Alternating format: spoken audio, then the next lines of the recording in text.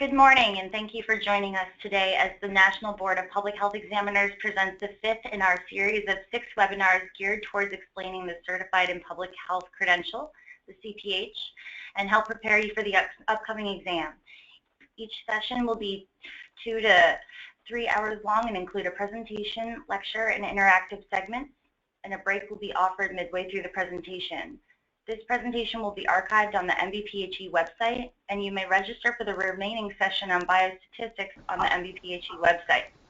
Today's session is environmental health, and we are pleased to have Dr. Mark Robson, a Distinguished Service Professor, Professor and Chair of Plant Biology and Pathology, and the Professor of Environmental and Occupational Health at Rutgers University. Dr. Robson?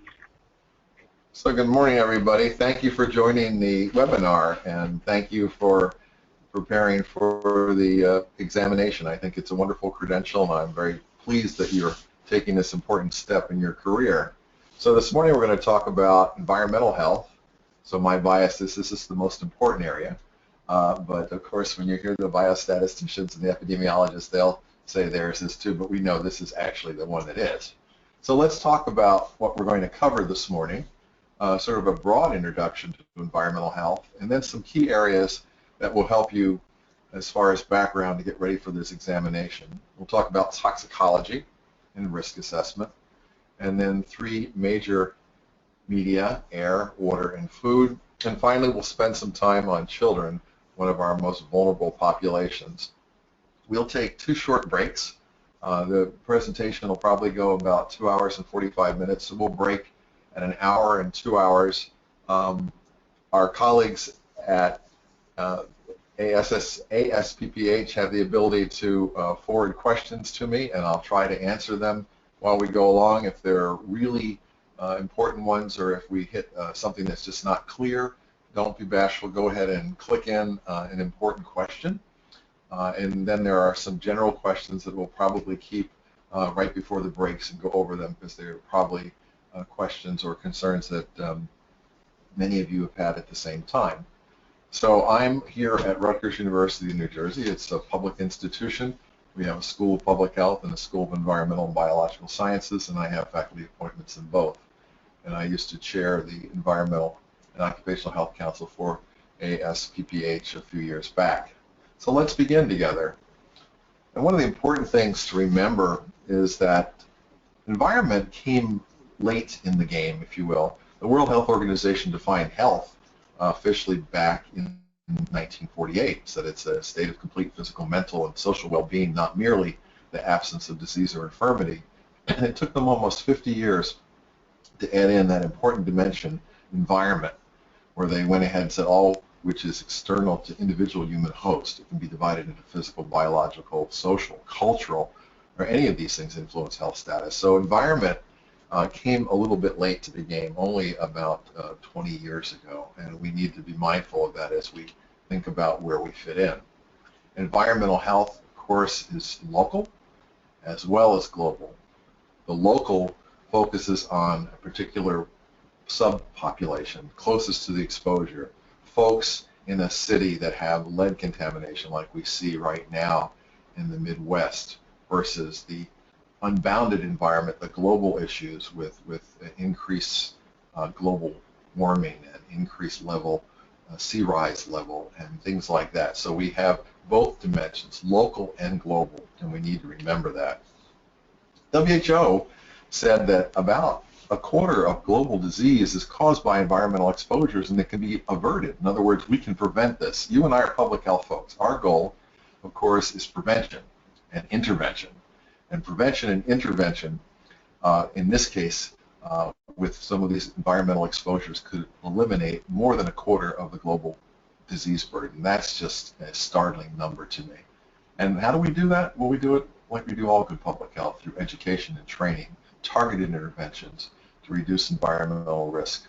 Another amazing statistic from the World Health Organization is that 1/3 of diseases of children under the age of 5 can be caused by environmental exposures. So this could result in saving as many as 4 million lives a year in children alone in developing countries. And keep in mind, of course, that we consider 85% of the world to be developing countries. You know, we have the benefit, most of us on this webinar, of living in the United States and having a pretty high standard of living and enjoying a very high quality of environmental health. And yet most of the world doesn't have that advantage. A few more things to make the case before we dive in here. WHO says there's about 13 million deaths annually to preventable environmental causes. As we mentioned before, they can result from things like malaria. It's estimated that 94% of the deaths from diarrheal disease can be prevented, and that would, of course, be clean water. Now, clean water has made the news a lot in the last few weeks, but you and I know, as good public health people, that water issues have been an ongoing, for centuries, problem. The four main diseases influenced by poor environments are diarrhea, lower respiratory infections, unintentional injuries, and malaria. And of course, the other thing that makes environmental health exciting and also challenging is the fact that in the last few weeks, we've learned about the Zika virus, something that most of us hadn't heard about. And yet, if you look at some of our Central and South American countries, they have thousands of cases over the last 3 months, and only now it's coming to light. Measures can be taken to reduce these environmental disease burdens, including the promotion of safe household water storage, better hygienic measures, safer and cleaner fuels, increased safety of the built environment. This goes certainly to those issues about unintentional injuries, more judicious management of toxic substances, and finally, better water resource management. So let's look at a WHO graph. Let's look at the population without access to safe water. And of course, as we see in North America and a large part of Europe, most people have access. In South America, a few folks have problems with that. But then we get into Africa and parts of Asia, we could see an enormous number of the population that just doesn't have access to safe water. Now, keep that in mind when we look at the life expectancy, and you can see how well it tracks lack of access to safe drinking water along with life expectancy. So let's go back for a second just to refresh you. Safe drinking water. Keep your eye on the African continent in particular. And now let's go to life expectancy. And while we see high life expectancy in the North American continent, interestingly, we notice that our neighbors in Canada have a better life expectancy than we do here in the United States, as well as our colleagues in Australia. We still enjoy a very good life expectancy compared to our colleagues in Africa, where people can live, in some cases, only to about 30 years old. So the last part of this, many countries around the world, especially Africa and South America, are considered developing countries. And as I mentioned before, some people say 85% of the world's population is in fact resident in developing countries. Now, what you and I have to remember as public health folks is that more than 80% of the occupational environmental diseases and health problems occur in these countries. In other words, they have a disproportionate amount of environmental health problems with things such as silicosis and lead poisoning and benzene poisoning. If you look at some of the risks that are currently major risks in the developing world, they are, in fact, risks that we saw here in the United States and other developed countries maybe half a century ago. So we are, a little bit ahead of the curve. But remember, 80% of the world's population is carrying that burden. Remember, too, that the fastest growing population are, in fact, in the African countries. Niger has the highest population growth rate. And when you go to Central and Eastern Europe, the population growth rate is, in fact, negative. The United States is quite modest, but our neighbors in Africa have a very high birth rate. Population growth is quite rapid. So with all that as a framework, let's go forward and try to put the pieces together. And one of the pieces that we want to talk about is toxicology. It's really a platform for environmental health. And we like to quote in environmental health Paracelsus. And all of you have taken environmental health in your courses, because everyone has to take environmental health, even if he or she is an epidemiologist or a health policy person or a biostatistician. They take environmental health. And we always love to talk about Paracelsus and his quote, "The dose makes the poison." Now, as you know, Paracelsus is known as the father of toxicology, and he lived in Switzerland, and he actually treated a patient who died he was brought before the judge, and the judge said, you know, hey, you killed this guy. And Paracelsus's case back to the judge is, no, I didn't kill him. I just gave him too large a dose. All things are poison, and nothing is without poison. Only the dose permits something not to be poisonous. And there's the original quote in German. The bottom line is he's saying, hey, I just gave him a too high a dose. It's the dose that makes the poison. And really, it kind of goes back to what your grandmother told you, is that all things in moderation. Substances can be considered toxic or harmless in small doses, and conversely, things that are ordinarily harmless if they're in large doses can be deadly. So it really is a matter of dose. Now remember that dose is a function of weight. So it's in milligrams per kilogram, something we have to remember, milligrams per kilogram.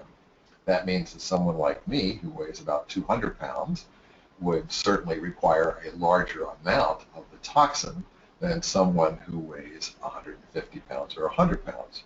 Or most importantly, a young child who we estimate to be about 20 pounds. It really is a function of milligrams per kilogram, the amount of toxin per kilogram of body weight of the person that it's administered to. Now, in case you ever wondered what Paracelsus looked like, on Google Images we found this stunning photo or picture of Dr. Paracelsus. Now, sometimes, you know, there can be practical approaches to toxicology, and one of them, of course, is the famous story of Lucretia Borgia. And Lucretia Borgia, we call her the mother of toxicology, or some people say she was the first applied toxicologist. Lucretia has also been called the most depraved woman in history. She was the daughter and lover of Pope Alexander. And what makes her a toxicologist, and why do we spend a couple of minutes talking about this in the review? Well, one, it's early in the morning, so we try to set a lighter tone for this. And secondly, it's true. She kept bottles of all sorts of poisons in her boudoir, and with perfume that included things like arsenic and other things. Her jewelry supposedly also contained a lot of heavy metals. And over time, she would have these male suitors because she was supposedly quite attractive, and she would slowly kill them off, not before she got them to sign over her to her their wealth, property, and resources. And so there's, as you see, and there's the famous jewelry that supposedly was laden with arsenic and other metals. So the mother of toxicology and the father of toxicology.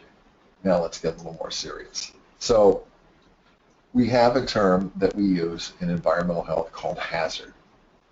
And some people say this is the same as a synonym for toxicity.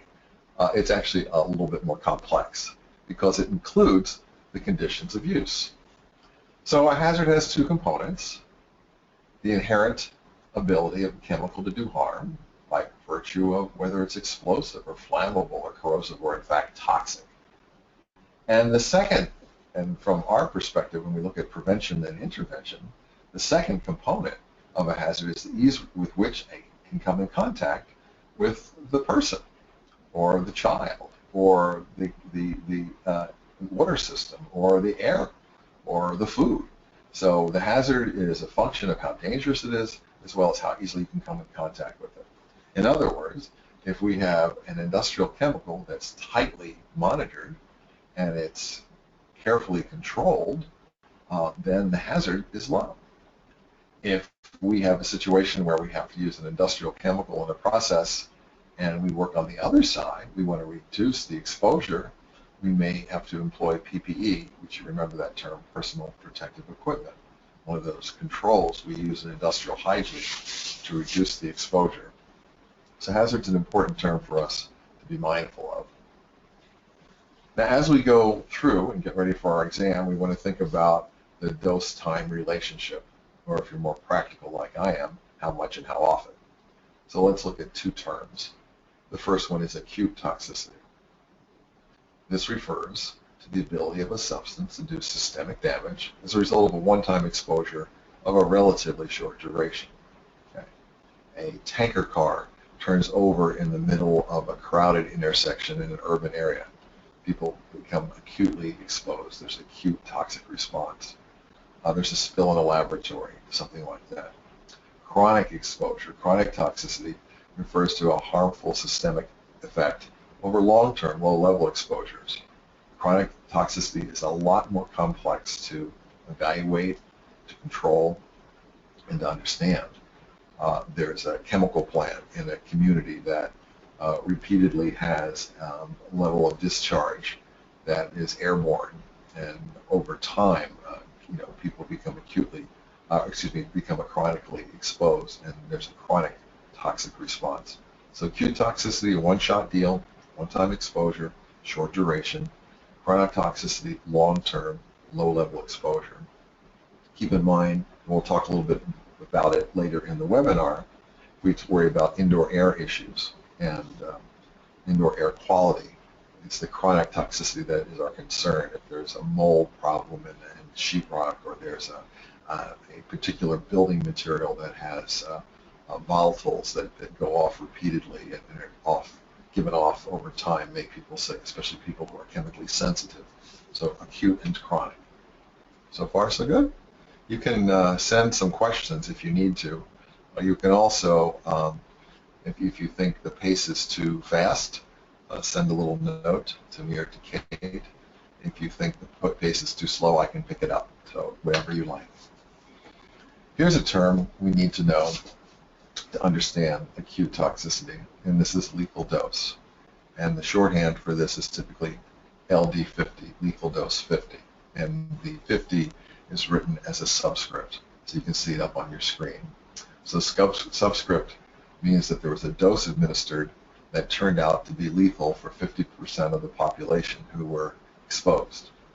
In other words, if we have 100 rats in a study and we administer a certain dose and we get to the point where 50 of those animals die, then we've gotten to the dose that's the LD50. LD0 then means that there was a dose where nobody died, that dose is LD0. And if we had a dose where the entire population, it was fatal to all of the population, then we'd hit the LD100. The units for dose are in milligrams of chemical per kilogram of body weight. Okay, we talked about that before. The smaller the LD50, the fewer milligrams of chemical per kilogram of body weight used to require to kill the animal. Okay, conversely, the larger the LD50, the lower the acute toxicity. So it's really important to remember that LD50 and acute toxicity are inversely related. Sometimes, I know myself, I taught environmental health for many years at the graduate level, and now I teach it at the undergraduate level. In fact, I'll be teaching it tonight from 5:30 to 8:30 p.m. This is a concept that distracts people. They see a big LD50 and they go, oh man, this stuff must really be toxic. Actually, remember, it's the opposite. A small number, this stuff is quite toxic. A large number, it is less toxic. I always tell people, keep in mind that almost everything, especially if it has an LD50, we consider it to be toxic. But small number, more toxic. And here's sort of a kitchen measure to help you with understanding this. So EPA typically, in their risk assessments, says, well, a child is about 10 kilograms. It's about 22 pounds. And the average adult, this mythical white male who weighs 154 pounds or 70 kilograms, these are the two average people that are used in the risk assessments. We're doing a better job now. In recent years, we look at multiple populations. We'll talk about that in a minute. But traditionally, we think about the 10 kilogram child or the 70 kilogram adult. And so a low LD50 can be as little as a drop for a child and a very small part of a teaspoon for an adult. If the LD50 is high, over 5,000 milligrams per kilogram, as you can see, the amount to be toxic is actually quite a bit. And I think this gives you a little kitchen perspective. Now, we do also do inhalation lethal doses. We call these LC, lethal concentration, and the shorthand is LC subscript 50. LC 50s are done a little bit differently. They are done with groups of animals who are exposed at a particular air concentration for about an hour, and then after this hour period, we observe them for 14 days. So we have a question, and let me look at the question. The question says, so can toxicity be related to frequency of exposure, quantity exposure and duration of exposure? That's an excellent question, whoever our asker was. And the answer is absolutely. But exposure and toxicity are two parts of the risk. So the toxicity is how dangerous a particular compound is. And then the exposure over time leads to whether there's a long-term health outcome. For instance, if it's really toxic, you get exposed one time. Remember a few years ago, people in Japan released sarin in the subway system. Very toxic, people got sick. Or in Bhopal, India, when in the 1980s, when methyl isocyanate, an intermediate product in the manufacturing of carbon-made insecticides, was released. Thousands of people died instantly. Okay, that was a very toxic exposure. Methyl isocyanate was really toxic, and a couple thousand people died instantly. Now, over time, a number of people, and some people estimate well over 250,000 people, died of long-term health effects. So they were exposed, but they had severe respiratory issues and other things over time. So when we think about toxicity, given the particular toxicity of a product, the LD50 is for that one-shot deal, the acute exposure.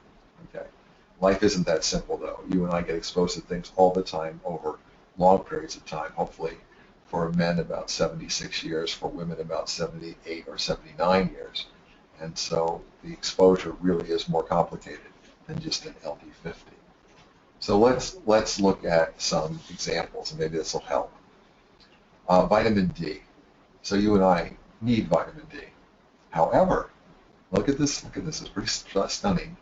The LD50 for methylparathion, which is a very dangerous organophosphorus insecticide, is 10 milligrams per kilogram.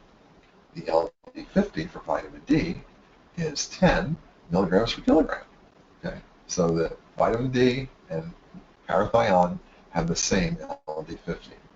Now, vitamin D is exempt from hazardous substance labeling because it's in the food. We put it in milk, we put it in bread, we sell it as a drug. You can buy it at the drugstore or the grocery store.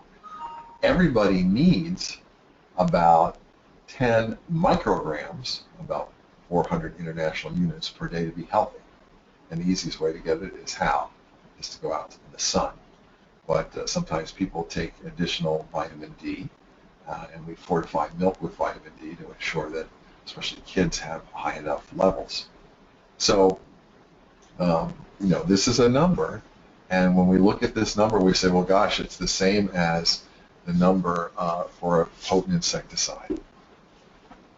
So now this is an interesting one. Let's give another example, sodium fluoride. Now, as public health workers, we know one of the great innovations in public health was to fluoridate water. Okay. Sodium fluoride by itself has high acute oral toxicity. It's got an LD50 of 35 milligrams per kilogram. Yet, we administer to kids 1 to 2 milligrams a day for good dental health. Dentists will tell you that they have seen a major reduction in dental cavities in kids in the last 30 years because of the fluoridation of water. If you are from an urban area, you probably have public drinking water, and the public water supply is fluoridated. If you live in a suburban or rural area, then your pediatrician prescribes fluoride tablets for your children. I know my daughter took them for many years until she became a teenager. Interestingly, I tasted one time. I had this idea that I was going to let her be more responsible. She got a little older and manage this herself. But then I realized they tasted like watermelon. They're really quite good, and you can't do that. And why can't you do that? You can't do that because look at the third bullet. The safe dose, the dose that we know will help improve dental health, is 1 to 2 milligrams. If you exceed that dose, literally by double, you take 2 tablets instead of 1, you can get modeling of the enamel, especially in young people. Now, discoloration of tooth enamel is not a serious toxic endpoint with someone becoming violently ill or dying. It is a toxic effect, this discoloration, and of course people want nice, bright, shiny teeth. I had an interesting experience years ago in giving a presentation to occupational health nurses in New York City. I was at Hunter College, and I was giving this example of toxicity, and one of the nurses said, you know, I lived in upstate New York, and I moved here into the city. I didn't stop to think that I was now on public water that had been fluoridated, and so my son still took his fluoride pills, and then he had the fluoride every day in the water that he drank.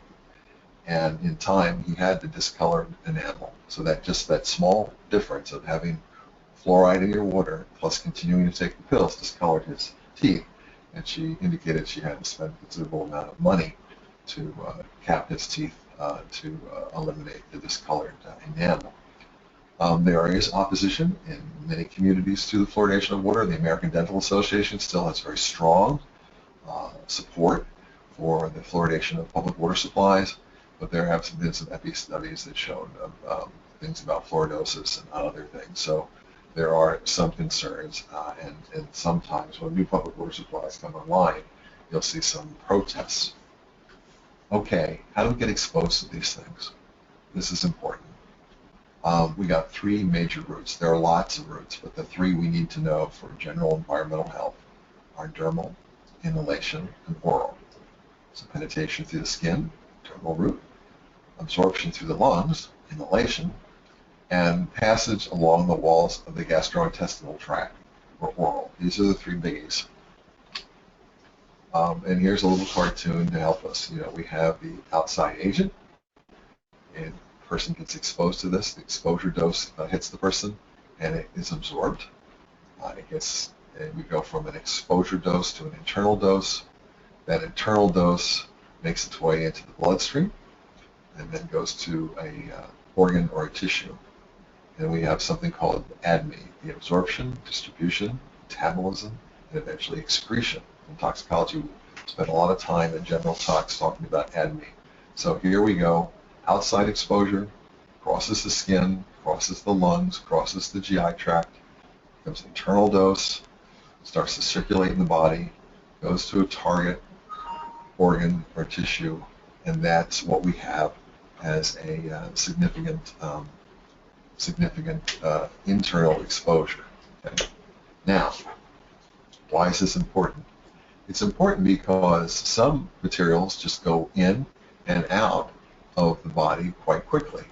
For instance, the herbicide 2,4-D, when people are exposed to that, you can recover 90-some%, I think it's like 94% of the parent product back in the urine. It really isn't metabolized much.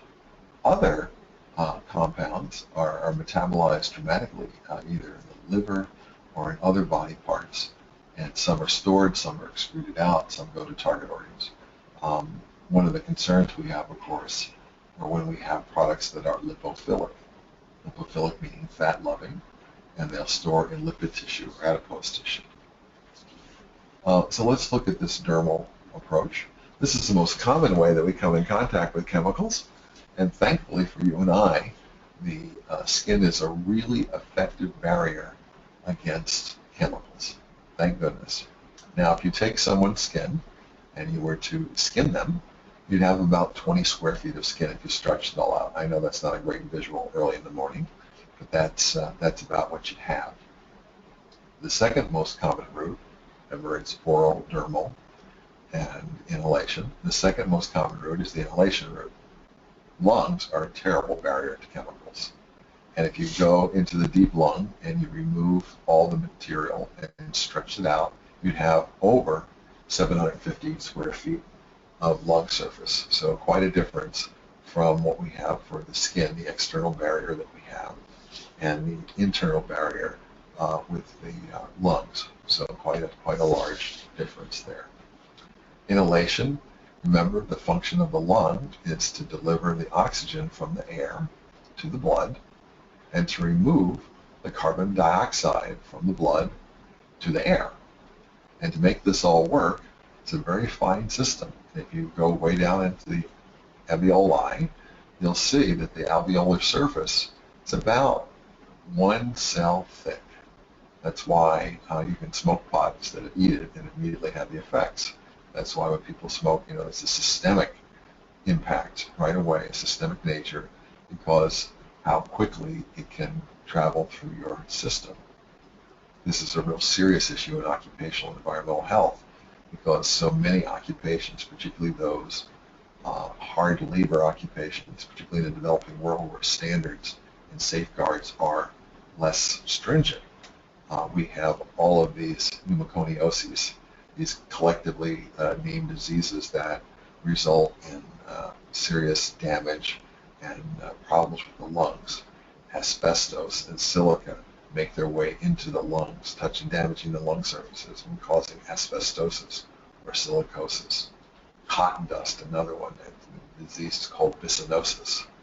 Many people are familiar with black lung, a disease that miners have. And anytime that you have a disease caused by fine particles getting down to the deep lung, we call these pneumoconioses. So the oral route is the route through ingestion, and it's mainly through the food that we chemicals enter the body and are absorbed in the GI tract.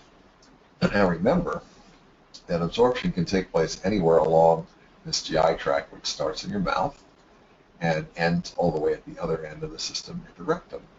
The majority of the absorption takes place, though, in the small intestine. But as you know, especially some of you that are clinicians, nitroglycerin is absorbed through the mucous membranes of the mouth, and that's why people take that particular medication underneath their tongue. It's absorbed very quickly. In small children, sometimes the pediatrician will recommend a suppository to administer the medication. So that would be on the far end of the system in the rectum. Ethyl alcohol is absorbed most rapidly in the stomach as well as the intestine, and that's why you see the effects so quickly. Now, what's interesting, sometimes you'll hear people talk about, well, I'm going to have a big meal before I go to a football game or to a particular kind of event where I'm going to do a lot of drinking so I don't get drunk. No, you will get drunk. You'll delay the effects. The food that's in your stomach will delay some of the absorption, but eventually you will still have the same effect of that alcohol in your system. And in fact, if you get pulled over, the police officer, when he or she checks your breath and breathalyzer or your blood alcohol, you will be in trouble if you had too much to drink. We see that a lot. Many of us on this call are folks in college campuses, or some of you are very recently graduated from college, and you know that when parties happen, some people have an entire strategy. I hear that some of my students, well, Dr. Robinson, I'm not going to get drunk. I'm going to eat a big meal first. It's not, no, you'll be drunk. You'll just delay the effects. There are times, of course, when people can develop, they build up a tolerance, if you're a fairly regular drinker, you probably won't show the effects as quickly as someone who doesn't drink very often, also someone who has a small body size. Remember that alcohol, like all other environmental exposures, is a function of the dose, milligrams per kilogram. So at 200 pounds, it's going to take more for me to get intoxicated, though they show the signs of it, than somebody who weighs 125. Now, one of the great challenges we have in environmental health is to decide how toxic something really is. And we can't, for ethical reasons and practical reasons, but mostly for ethical reasons, thank goodness, we can't just go dosing a lot of people. That's happened in the past historically, and it's been a great black mark on medical research and scientific research. We don't do that. What we do, of course, is we try to do molecular testing. We try to do testing that is in the laboratory. We still have to do a considerable amount of animal testing. So animals still are the surrogate for you and I as far as whether something is toxic or not. And so we base our risk assumptions on animal models. But the question becomes, which animals? There are a whole host of animals, you'll see the slide in a moment, that we use to be our surrogates, to stand in for us, to measure the toxicity. But are they the right ones? And are they the right ones for the particular chemical? So monkey and man are pretty similar, right? But monkeys do respond to methanol the same way that we do. they don't respond to nitrobenzene the same that we do. And this use of animal models became very popular all the way back in the 1950s. And in 1958, there were amendments to the Food Additives Amendments Act, which most of us know as the Delaney Amendment. And they said, that food additive is considered a carcinogen if it can cause cancer in any animal species at any level of exposure. That was what Congressman Delaney meant. Now, that time, in the 1950s, we measured the contaminants, the chemicals, in probably parts per hundred, okay, and parts per thousand. Those of you that have a background in analytical chemistry know that we measure things routinely in parts per million, ppbs. We often report results in ppt, parts per trillion, and even smaller. Now, what does that mean? We don't know. We have gotten to the point analytically where we can measure things at an incredibly low level. But that doesn't necessarily tell us, is that low level significant? So we've had to make some changes in the Delaney Amendment. Congressman Delaney, of course, at the time, you could almost see the compound and to know it was a problem. Now, in 2016, we have much more sophisticated measures, analytical techniques. We call this concept the vanishing zero. In other words, we're not going to where it's zero amount or non-detect. Those of you that do a lot of environmental health will often get results back from laboratories that'll say ND or non-detect. But in more recent times, given the sophistication that people have for measuring, we can actually find levels. But what is a part per trillion mean? And the question is, we don't know. There are other factors that influence toxicity. One in particular is age. Now, I mentioned before, we talk about vulnerable populations. Then I draw this little cartoon in my class. I'm sure you've seen a similar cartoon in all the classes you've taken, of starting out with the baby in utero, next to the little kid, next to the healthy adult, which represents most of the broadcast audience today, 139 of you that are on the broadcast, to an older person. So, the baby in utero is very much at risk because the baby is basically surrounded by amniotic fluid, which is baby urine, which is a snapshot of what the baby's been exposed to for the 9 months in utero life. The child, up until they're about age 5, is very much at risk. Their organ systems are still growing and developing. Your body is still growing and developing until you're about 25, particularly when you're young. And then finally, as we get older, our immune system starts to falter. We have compromised immune system. Other organ systems are starting to lessen their ability to detoxify things. Their overall integrity is starting to decrease. And so we become more at risk than, say, a young, healthy 30-year-old he or she is at the peak of their ability to withstand environmental assault. So age has some interesting impacts. DDT is not acutely toxic to newborn rats. However, as the rat becomes more mature, the compound becomes more toxic. And this is probably a function of the fact that as some of the organ systems in the neonate rat mature, then the way that in this case, DDT is metabolized is different, and hence it can be metabolized and the toxic effects can be seen.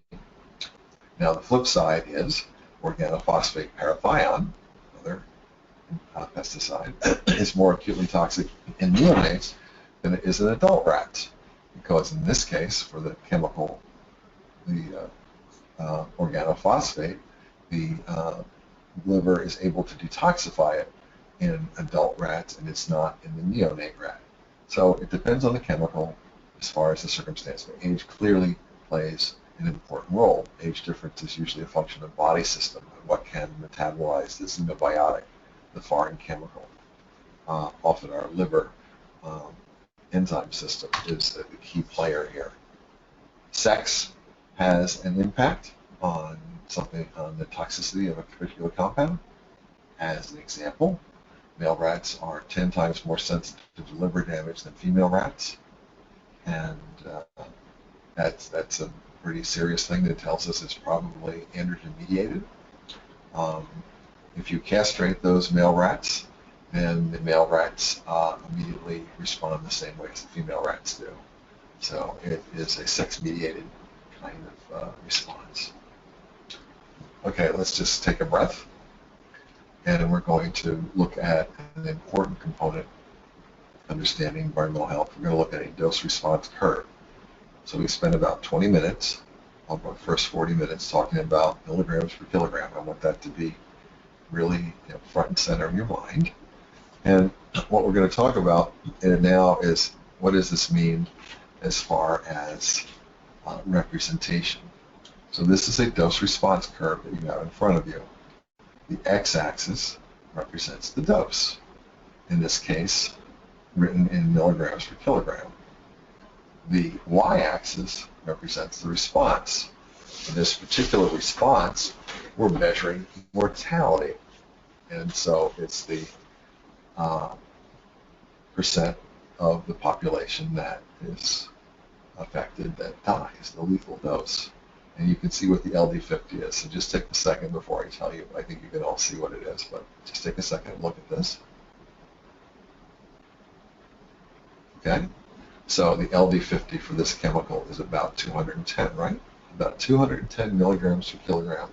So if we had a population of rodents, mice or rats or rabbits or whatever our study population was, and we were dosing them either orally or dermally, and we just literally counted the animals that died. When we got to a case where half of the population died, we'd hit the LD50. In this case, for this example, that LD50 is 210 milligrams per kilogram. So that's an important concept that you need to know. Okay? Good.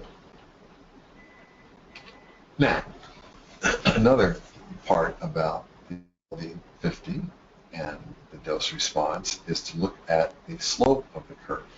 Okay, so this time we took the units away on the x-axis, and we just want to look at this dose response curve. Okay. Now I'm going to move to the next one. We're going to go back and forth for a minute on these. So this one. All right.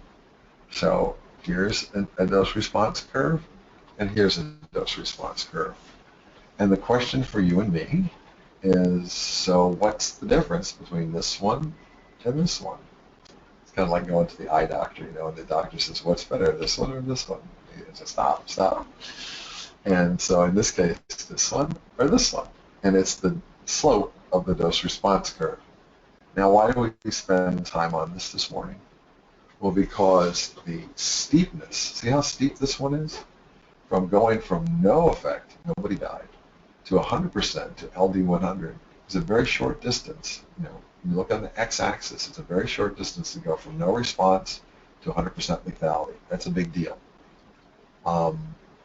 The second example, it's a very long range of doses to go from no lethality to 100% lethality. So why do we care? Well, in public health, our goal is to put in as many safeguards and as many ways to protect people as we can. And so we have two chemicals, let's say, for a particular process. And so if they're equally effective, and there's cost considerations, all those things. Let's pretend for a second that everything is equal except for the toxicity. So a good manager, he or she will say, well, I'm going to pick the chemical that has the dose response curve that isn't so steep, okay? Because that way I have a much wider range of doses before I can get in trouble to go from no deaths to 100% death. So this clearly, all things equal, this is clearly, the second one is a less toxic chemical. So everybody got that? Good. Okay. Now, we've spent quite a bit of time on acute toxicity, but let's spend a little bit on chronic toxicity. Chronic toxicity was first recognized back in occupations, in occupational illnesses. And the early Greek physicians noted that certain traits had just poor health. They were usually poor people. Poor people have poor health, poor hard hard trades have poor health, and so people in mining, people who worked with metals and pottery had much poorer health, not the folks that were part of the aristocracy. They had much better health, but they also didn't do hard labor. So Hippocrates in his early writing talked about severe colic in men who extracted metals, and later that severe colic, we know it now in 2016 as lead poisoning. Or Pliny wrote about quicksilver miners and the neurological problems they had, and what he was really writing about, he didn't know it, but what he was really describing was mercury poisoning from these folks who worked in these mines. If we look at a dose-response curve for chronic toxicity, it looks quite different. So as we go along the x-axis for dose, we may have very low dose, and all of a sudden, as you see, we hit a threshold. So that early part of the dose, in effect, remember, is on the y-axis. The early part of the dose, there's no effect. It just chugs along, and then you hit a certain time, a certain amount, where you hit a threshold, and then as we increase the dose, we increase the effect, whether it's a good effect or a bad effect. You can see that dose and effect increase together. And then we get to a plateau. We hit the maximum, and we can't go any more than 100%, and we'll see this level off here. Now, in some more complicated models, the curve will go back down and up again. It'll look like a sine wave. There are lots of these. I just wanted to give you one tiny example for the purpose of our morning discussion. If you take an environmental risk assessment course, and some of you have, you've delved into models and dose response curves at a much more complicated level. But for this morning, we just want to go with a standard dose response curve for acute toxicity, and then a very generic one like this for chronic toxicity. No response, hit a plateau at the very end, and you just level off. So these are just two examples for us. Okay, let's delve into some particular chemicals, and then we'll take a break. And I just wanted to talk to you about a couple famous chemicals where it's a function of dose, it's a function of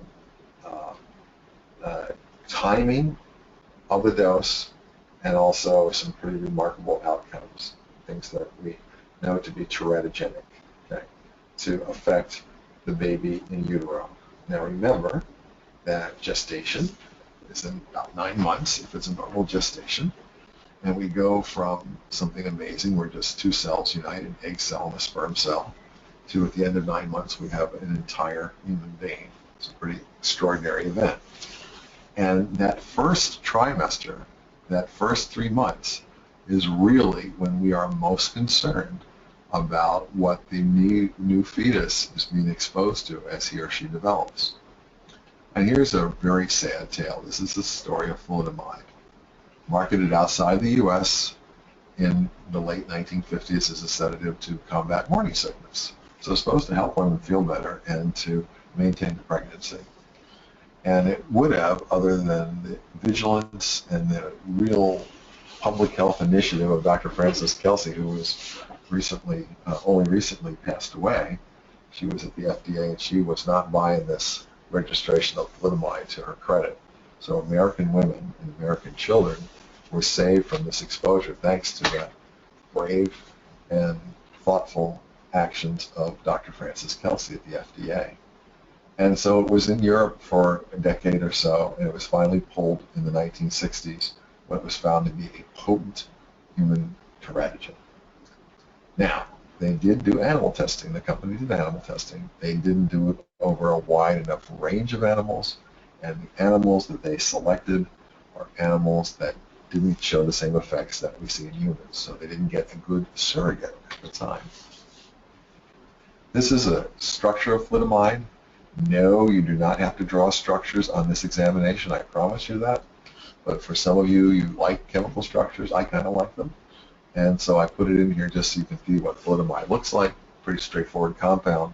But no, don't panic. You don't need to draw structures on this certified public health exam. But what's exciting about thalidomide? Here's a warning from a thalidomide label, and it says, when a pregnant woman takes thalidomide, 34 to 50 days, that narrow little window, 4.5 to 7 weeks after the beginning of her last menstrual period, there's significant risk, 20 or greater, that baby will have phocomelia, missing ears. They'll be deaf. It's amazing. If mama takes this before 34 days or after 50 days, which is pretty unlikely because, of course, after 50 days it's out of morning sickness, but before 34 days, it's pretty odds that it's going to affect the infant. But in that window, such a remarkable window, this is such an elegant chemical as far as the specificity, you'll have a 20%, remember that's 1 in 5% chance of this extraordinary birth defect, okay, phocomelia. You see how it's spelled. And this is what the children who have phocomelia look like. Okay. Now, these are articles and photos from the 80s and the 90s. There are still today children born with phocomelia. And thalidomide is not the only cause of phocomelia. It's a major cause of phocomelia, but it's not the only cause. There are some folks today that are still alive from the thalidomide exposures. A lot of folks, the lifespan is quite a bit shortened for folks that have this condition. And as you can see, it's a very, very difficult condition to go through life with. But these are just some examples. So you say, okay, well, thalidomide was a problem in the 50s. They banned it in 61. Why are we talking about it today? Because it's still here. Thalidomide is actually manufactured right in New Jersey, where I am, not far from my campus. Okay. Today it's used in the treatment of leprosy. It's also used in several treatments associated with HIV/AIDS. So it is available. And of course, the whole idea is that we do not allow it to be administered to women of childbearing age, even if they have these health issues. Now here's one that did make its way to the U.S. Okay, this is DES, or diethylstilbestrol. Diethylstilbestrol was prescribed by physicians in the period 1940 to 1970, miscarriage pregnancies. And it was prescribed, it was fairly effective, and then the female offspring of the women who were prescribed this, when they got to be reproductive age, 16 to 20, they started to see significant reproductive health effects, most notably vaginal adenocarcinomas. Now we estimate in the United States that 1 in every 1,000 pregnancies exposed in that period between 40 and 70 diethylstilbestrol. Again, the structure, no need to know structure for our examination, but in case you like to just look at chemistry, here it is. Okay, pretty straightforward chemistry. This time it was aggressively marketed and prescribed in the United States. Okay, and here's an ad from a medical journal back in 1957. Recommended routine prophylaxis in all pregnancies. 96% delivery with Dilax. That was the name of the script. In a series of 1,200 patients, bigger and stronger babies. So you can see the beautiful little baby and the advertisement to the physicians that he or she may go ahead and prescribe this. And as we found out later, that wasn't the best thing. Female children, where mom took this, they had vaginal cervical carcinomas, they had uterine abnormalities, they had higher risks of ectopic pregnancies, miscarriages, and other complications for their pregnancy delivery. And for the longest time, we felt that this risk was only for the female offspring of the women who took this diethylstilbestrol. In later years, upon more careful examination, we saw that no, in fact, the male offspring were also pretty dramatically affected, and the boys would have abnormal genitalia, either hypospadias or microphallus, epididymal cysts, and undescended testes. So let us take, so it's 9:54, let's take about 10 minutes so that you can, now that you've gone into the first hour of this, and think about any questions you might have, go ahead and send them to me.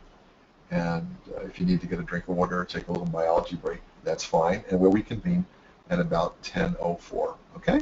Excellent. And just in case you're wondering, I'm going to get a cup of coffee.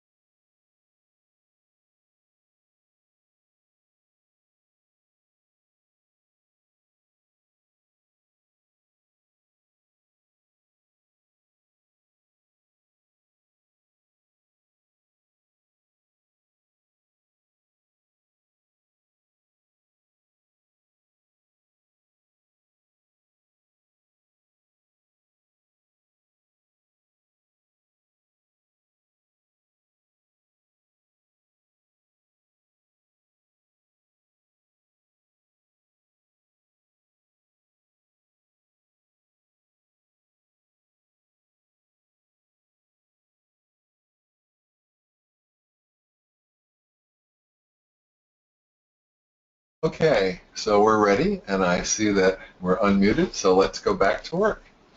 All right, so we just did an overview of toxicology, and now let's apply it a little bit into the notion of risk assessment, another important component in our environmental health platform. Okay, so one of the things that we have to remember in risk assessment is that risk assessment is as much an art as it is a science. And this little cartoon that I borrowed here, as the one scientist says to the other, hey, I thought we were working with the same data set. You and I know that you can find people all on the entire spectrum as far as how to interpret data as far as the risk. And no one's wrong. I think what you have to do is when people make the case, you have to be comfortable that what they presented to you is understandable, believable, plausible, and use your best judgment in assessing the risk. So we're going to try to do this from a sort of a general point of view, but realize that risk assessment especially is one that leads itself to lots of interpretation. And I always find it interesting on occasion at the university we're invited to present at either a federal or state level on a legislation that is associated with the risk. I chair the Science Advisory Board for New Jersey on the Public Health Subcommittee. And, we just got done with a very thoughtful discussion on microplastics. And as you might guess, there was an entire range of opinion and discussion, and all working from the same database, and everybody was similarly credentialed. But risk assessment is one of those things in public health that is as much an art as a science. And so let's look at examples. So we saw the cartoon, but let's look at a real example. So here's a famous paper from Crouch and Wilson back in 1982. I like this paper, so I still use it. Accidental deaths per 1 million tons of coal mine in the United States. And if we look at this from the 50s through the 70s, we say, well, gosh, this looks pretty good. The accidents per 1 million tons of coal mine are decreasing. Okay, there's a little blip in 69, but in general, the trend is down. And I said, well, that's a good trend. Now we take that same data, and we plot accidental deaths per 1,000 coal mine employees in the United States for that same time period. Okay, so this is the deaths per 1,000 of coal mine employees over that period.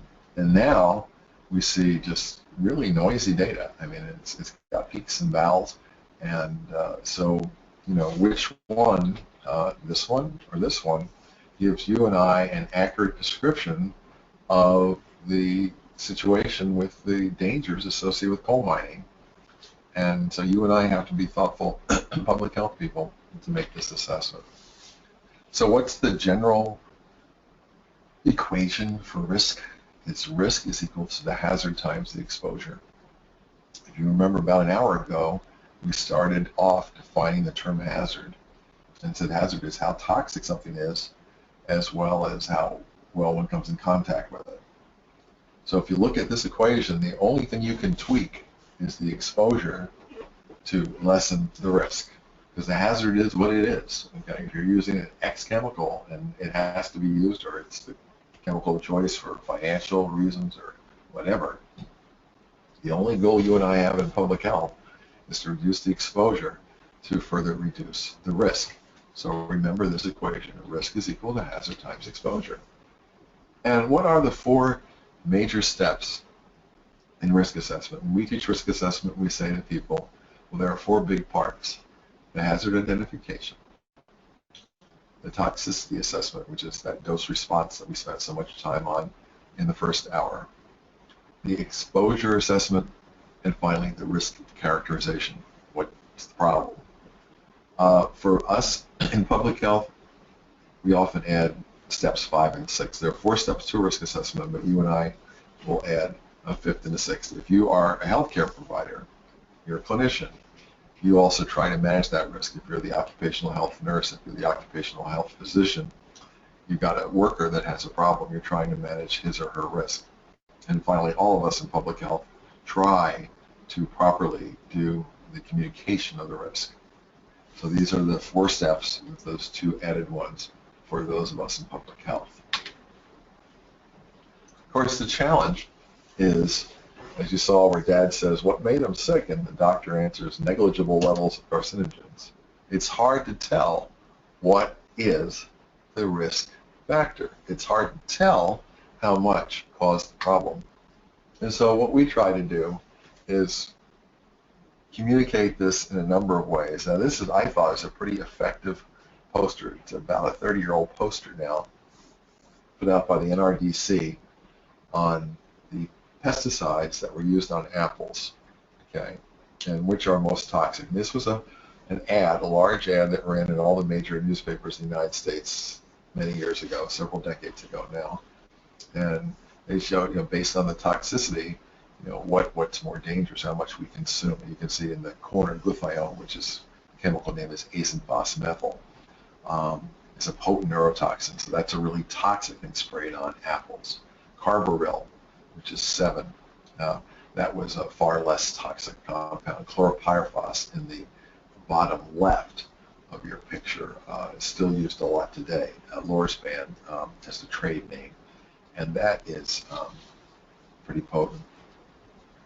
I also put this up because it's important when we are doing good public health that sometimes, this is advertised, I think it's done pretty well, but I just want to point out something about chemical names when you try to teach this. So carbaryl is the common name.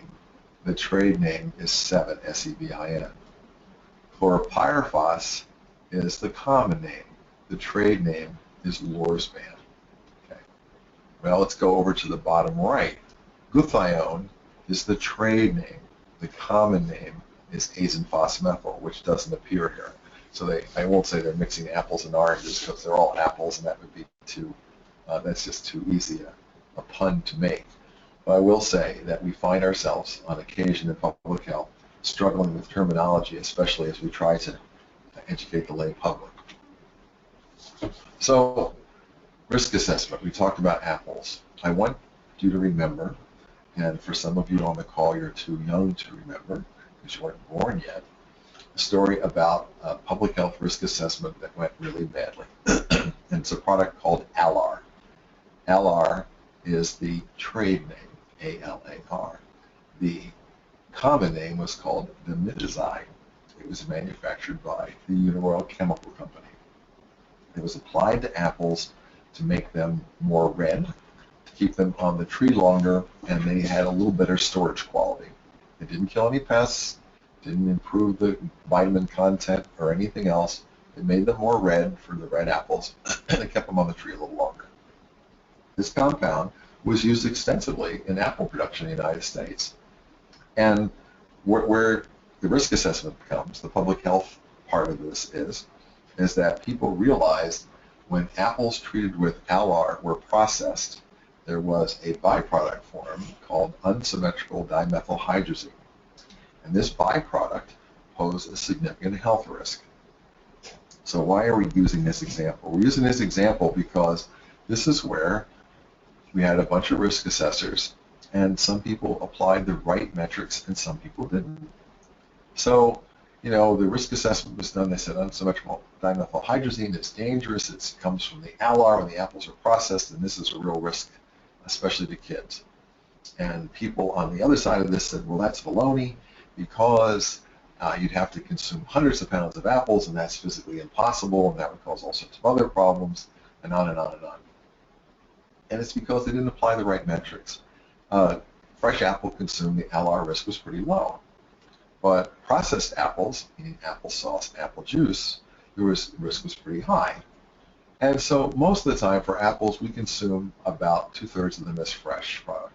We consume about 1/3 of grapes as fresh, and almost all potatoes as fresh. Okay.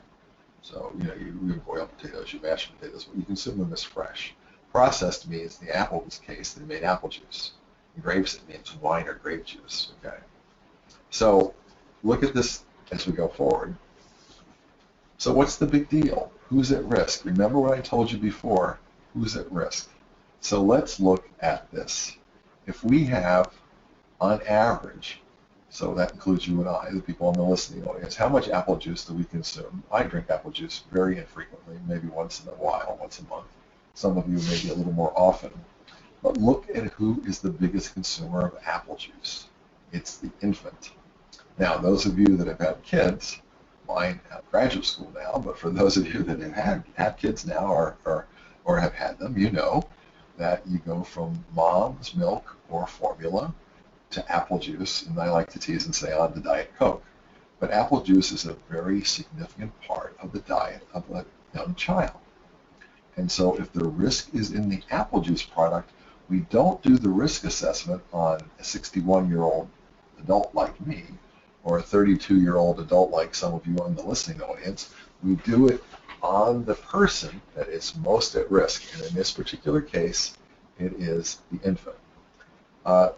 Little kids also consume a lot of fresh apples, as you can see based on the numbers. Now, as the kid gets a little older, move up to 2 to 6, that number drops.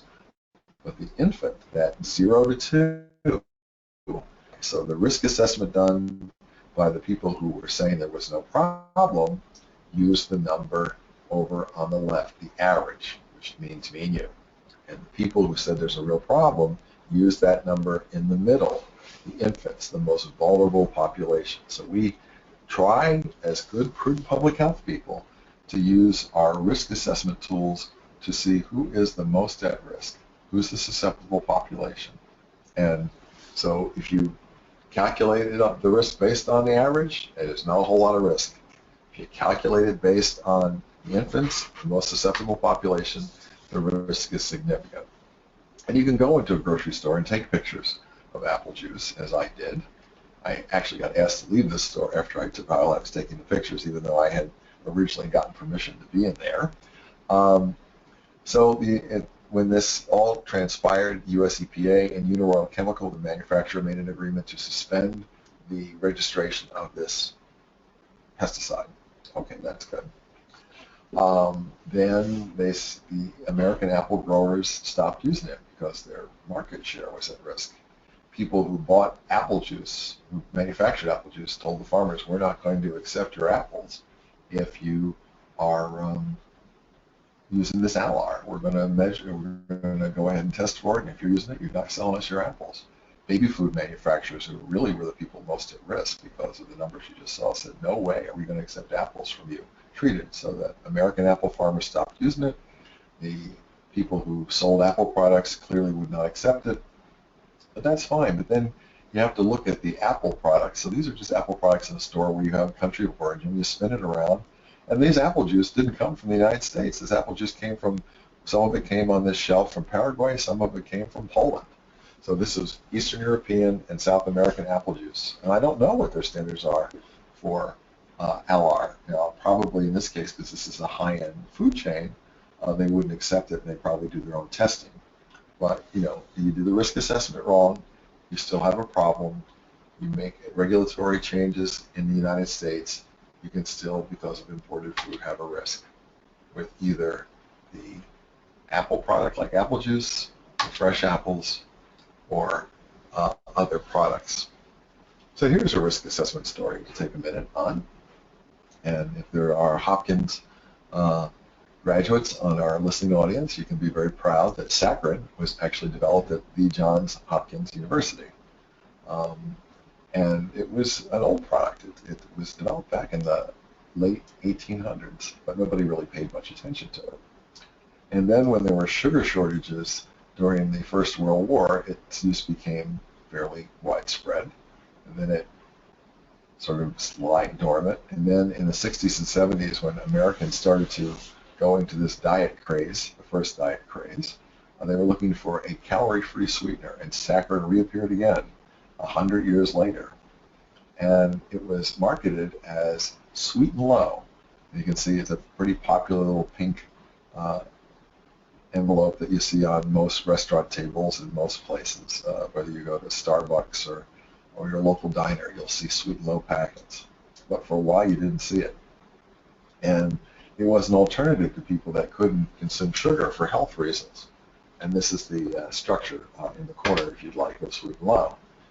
Now, this is one where the risk assessment was wrong again. This time it wasn't the right, it wasn't because the risk was done on the wrong susceptible audience. This time the risk was based on the wrong toxicity data. So studies in laboratory animals back in the 1970s, particularly rats, showed that saccharin caused bladder cancer. And Congress got very incensed over this, and Congress put this warning label. This is a very big deal at the time, and still a big deal. Use of this product may be hazardous to your health. This product contains saccharin, which has been determined to cause cancer in laboratory animals. And that was on the little pink packet, and products, that, like particularly diet beverages, that were that had saccharin used as the sugar source, the sweetening source, not the sugar source, the sweetening source. And for the longest time, that was a big issue. Subsequent studies in rats showed that it was just one group of rats, that we didn't see it in human studies at all. The epidemiology for human patterns of cancer, of bladder cancer, just didn't exist. And in fact, there was no evidence that the same product that showed cancer, bladder cancer in the rodent, showed bladder cancer in humans. And so the whole thing was redacted, and they took sort of a new approach to this. And that warning was removed from the label. So it's kind of an amazing thing. So why did I go through this? Risk is equal to hazard times exposure. I want you to remember that. To do the risk assessment properly, you have to understand who's at risk. Your risk assessment and my risk assessment may not match. We both can be right. We're both probably pretty good at this, and we're both probably pretty capable and credentialed. But we can come up with two different answers depending on the tools that we apply. And finally, when you do a risk assessment like the LR story, you want to see who's at risk. In this case, it's the kids, the people little kids, who consume large amounts of apple juice, because it's the processed apples, aka the apple juice, that have the risk because of the heat of the processing that produces this unsymmetrical dimethylhydrazine. A fresh apple, that's not a concern. And when you do a risk assessment, make sure that you try to get as much data as you can to make sure that the endpoint, like the bladder cancer in the rodent, also has, it's biologically plausible for other species and for humans. Now, it's still a good story, the saccharin story, because it's better to err on the side of caution, like the saccharin story, than to have a problem like thalidomide, where they didn't test in enough animals, and you ended up with thousands of kids in Europe, particularly Western Europe, who had phocomelia. Okay? So that's sort of where we go with the risk assessment. Let's take some time and look at some of the major media that we discuss in environmental health. Air, big media, right? We all breathe. Breathing is good. You do it quite a few times a minute without even thinking about it. The earliest form of anthropogenic airborne emission is wood smoke. Anthropogenic, remember, is man-made. Humans have required some source of warmth or cooking fuel since the caveman's time. So it's been with us since the beginning, since man appeared on Earth. In today's world, coal smoke is still one of the major contributions of air pollution to the world.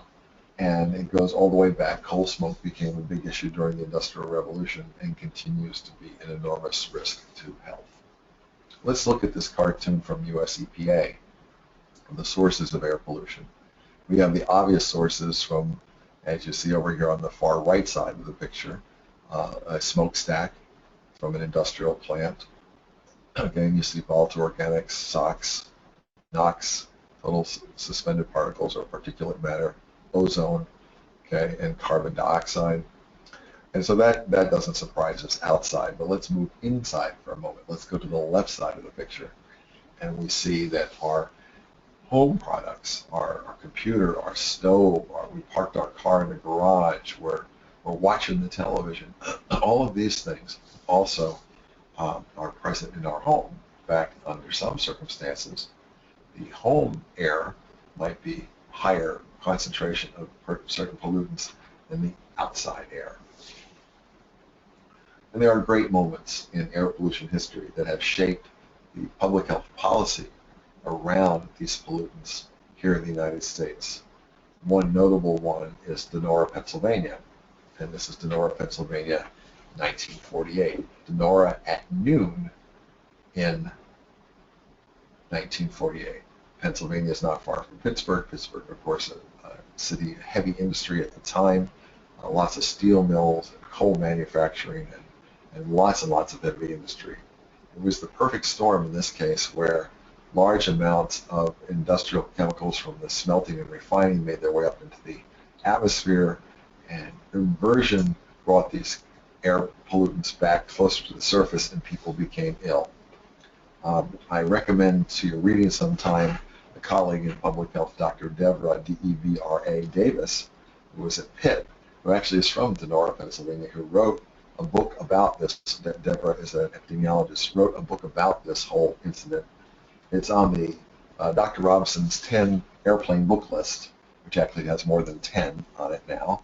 I give my students a list of books I read when I travel, and the current one I'm reading is The Work of the Dead, which is a story by an anthropologist published by Princeton University Press on just rights and ways that we've treated from the beginning of time dead bodies and what they tell us. But I have this little list of airplane books that include things like Dark Remedy, the story of thalidomide, Flu by Gina Colada, A Brush with Death, the history of lead poisoning in America from lead paint. Though this book is on the list if you are so interested, and of course a fellow public health person like all of us. So what happened in Donora?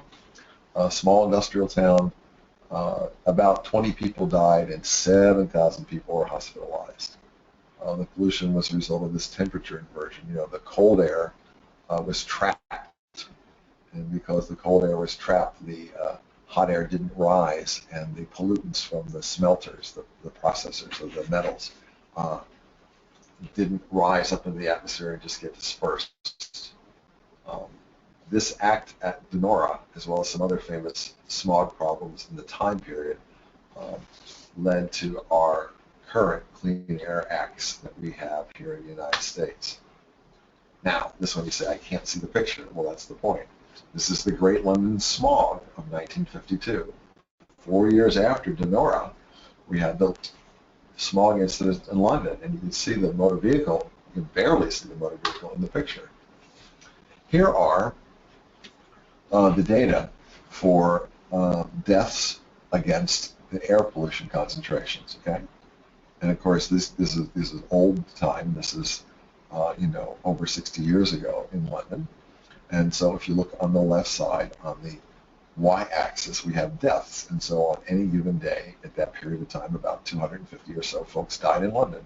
That was just, they got hit by a bus, they were old, had a heart attack, got shot, about 250 people. All of a sudden you see, as you look at this, what happened as you go further out. A cold spell hit. Londoners lit their stoves with coal and wood. The amount of smoke, which today you and I would measure as particulate matter, rose dramatically. If you look on the right side of the screen, you see the smoke in milligrams per cubic meter. That's how we measured it in those days. And tracking almost perfectly with the increase in smoke, aka particulate matter air pollutants, is in fact a big spike in deaths in London. Now, what's interesting, if you read the history of these things, it wasn't the public health folks that saw this happen first. The people who really saw that something was going on that was very different were the undertakers, because, of course, they needed caskets to accommodate the people who died, and they went from 250 on average to almost 1,000. And so they had a lot more dead people they had to accommodate. And they said, hey, what in the world was going on here? And eventually the public health officials also determined there was this big spike. So it's kind of an interesting thing. I always am fascinated by Google Images. So if you Google the atmospheric conditions in London on 5 December 1952, you will in fact get a weather map. I'm just in awe of this. And there you see the weather map from Google Images for 5 December 1952, and you see there's London smack dab in the middle, And you can see that this high pressure area really is like putting a screw in a jar on a lid for the people who were in London. The air pollutants couldn't go up. They just stayed there. And because of that, this inversion took place. Hundreds of people got sick. Hundreds of people died. And it's, again, a great moment in air pollution history. Unfortunately, a great moment that was a bad moment. So now we fast forward to where we are today. We have two types of air pollutants. From all of these tragedies in Nora and in London and other places, we learned we have to control air pollutants. And so how do we control them? In the U.S., we got two categories. We have CAPs and we have TACs. So the criteria air pollutants are the ones that are established through National Ambient Air Quality Standards, NAAQSs. And they include carbon monoxide, lead, nitrogen dioxide, ozone, particulate matter, and sulfur dioxide. Okay, those are CAPs, criteria air pollutants. Now, for things that aren't criteria air pollutants, we call them toxic air contaminants. And these are everything else that's in the air that aren't the CAPs. And for these, we have some regulatory concerns too. Some people call these HAPs, or hazardous air pollutants. So the CAPs are the biggies, but we have HAPs as well. Now, you know, in public health, and particularly in environmental health, we are acronymed to death, but just try to keep this in mind. So we set standards. These standards are the benchmark that we use to try and see how good or not good the air quality is. The primary air standards are based on public health issues to look at sensitive populations like asthmatics, like children, like the elderly. That's how we set these standards. Secondary standards are used to protect welfare, like crops, vegetation, buildings, animals. Primary standards are to protect you and me, public health, who's the sensitive population. Secondary standards are to protect buildings and monuments. You know, it's said, some of you have probably been to Greece, and you see the Acropolis. It's a truly spectacular thing to behold. But that more air pollution damage has occurred at the Acropolis in the last 20 years, and then in the first several thousand years that it's been there, and because of the remarkable air pollution that we see now in Athens. And that would be those things that we do under the secondary standards. As you might guess, the major contributor for air pollution problems in the United States and in the world are motor vehicles. Motor vehicles account for 1/4 of the emissions that produce ozone, 1/3 of the nitrogen oxide emissions. It's a big deal. Particulate matter, okay, approximately 20%. It is a big deal. Carbon monoxide emissions, more than 3/4. It's a big deal. Keep that in mind. Translating it, we don't want our health systems and policy colleagues on the call to feel left out. It costs real money. People say it costs up to $50 billion a year just in the United States with annual healthcare costs that are associated with exposure to outdoor air pollutants. It's also estimated that over 50,000 people per year die prematurely because of their exposure to different air pollutants. The American Lung Association says that there's about 50,000 emergency room visits. About 1/3 of those people are admitted to the hospital, and this was just in a survey done in 13 of our larger cities. So it's a big deal. 64,000 Americans die from heart and lung disease that's related to air pollution. Children are more susceptible. You know that. This is a cartoon from the US EPA, and as you can see, we double the incidence of pneumonia, bronchitis, and bronchiolitis. We have decreased lung function. We have increased asthma. We have lots and lots of problems that are correlated with outside air pollution and inside air pollution, including things like smoking indoors. Here are the most common air pollutants. We're just going to spend a little time on these so that you're familiar with them. Okay. Ozone, carbon monoxide, nitrogen dioxide, sometimes shorthand as NOx, sulfur dioxide, sometimes shorthand as SOx, lead, and PM of particulate matter. Now, one thing that students always say is, Dr. Robson, I'm really confused.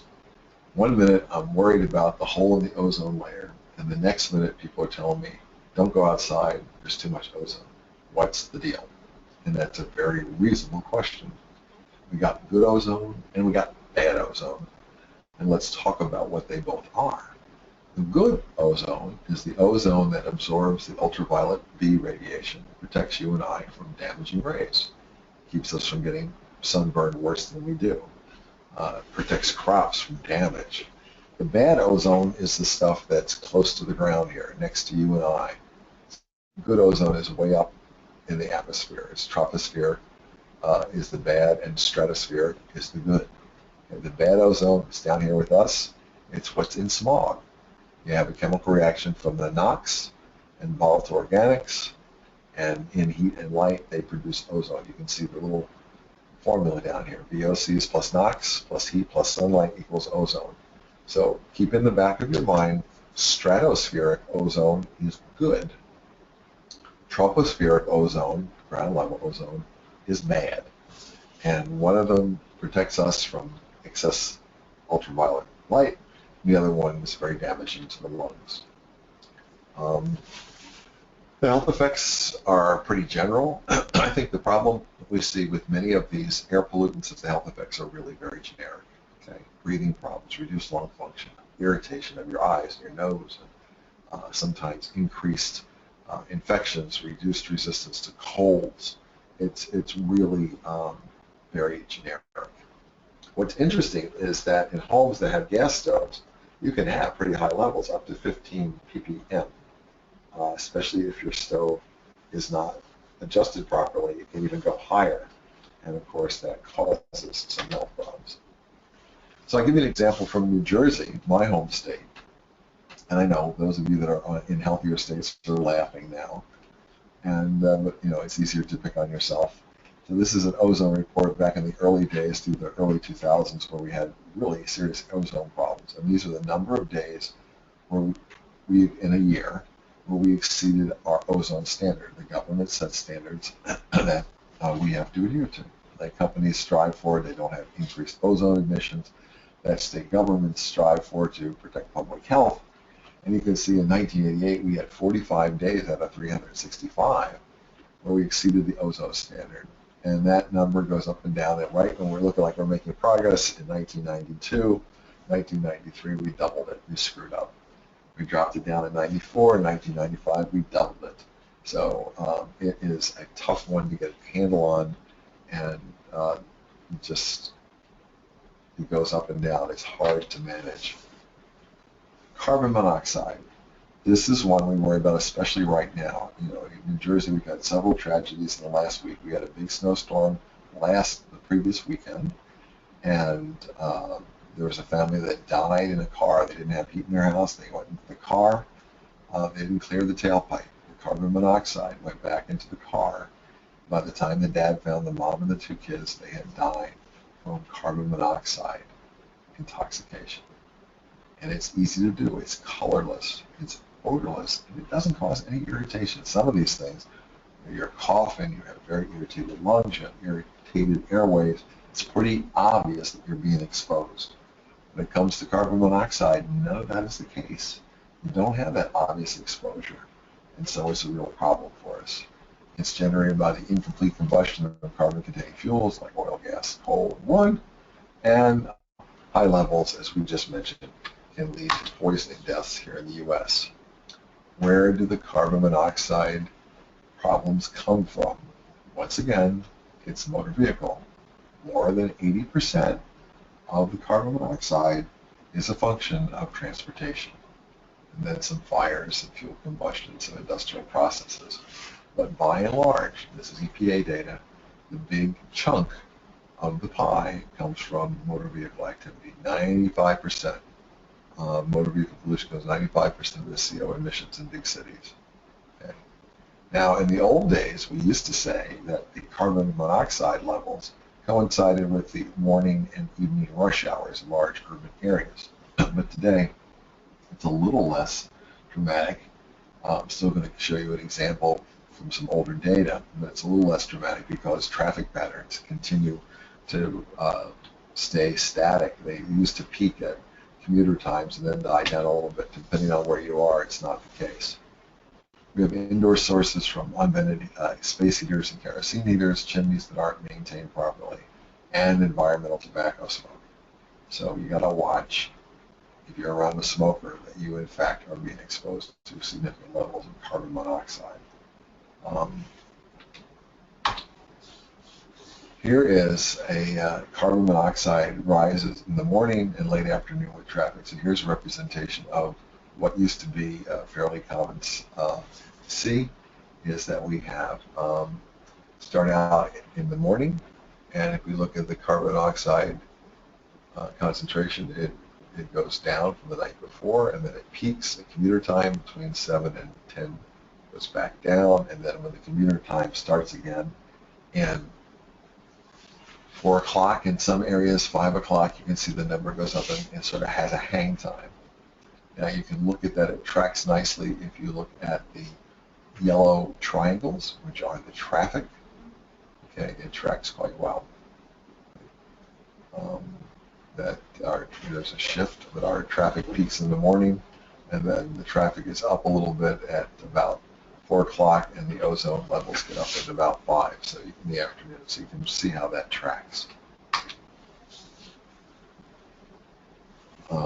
Carbon monoxide outside is typically occurs during the colder months of the year with these inversions. In the same inversion picture, we can talk about what happened in London, what happened in Denora, but this is a good representation. I should probably move this slide up. Normal conditions, there's warm air, then cool air, then really cold air. And so the things that come out of smokestacks, the things that come out of chimneys, the things that come out of you and me rise.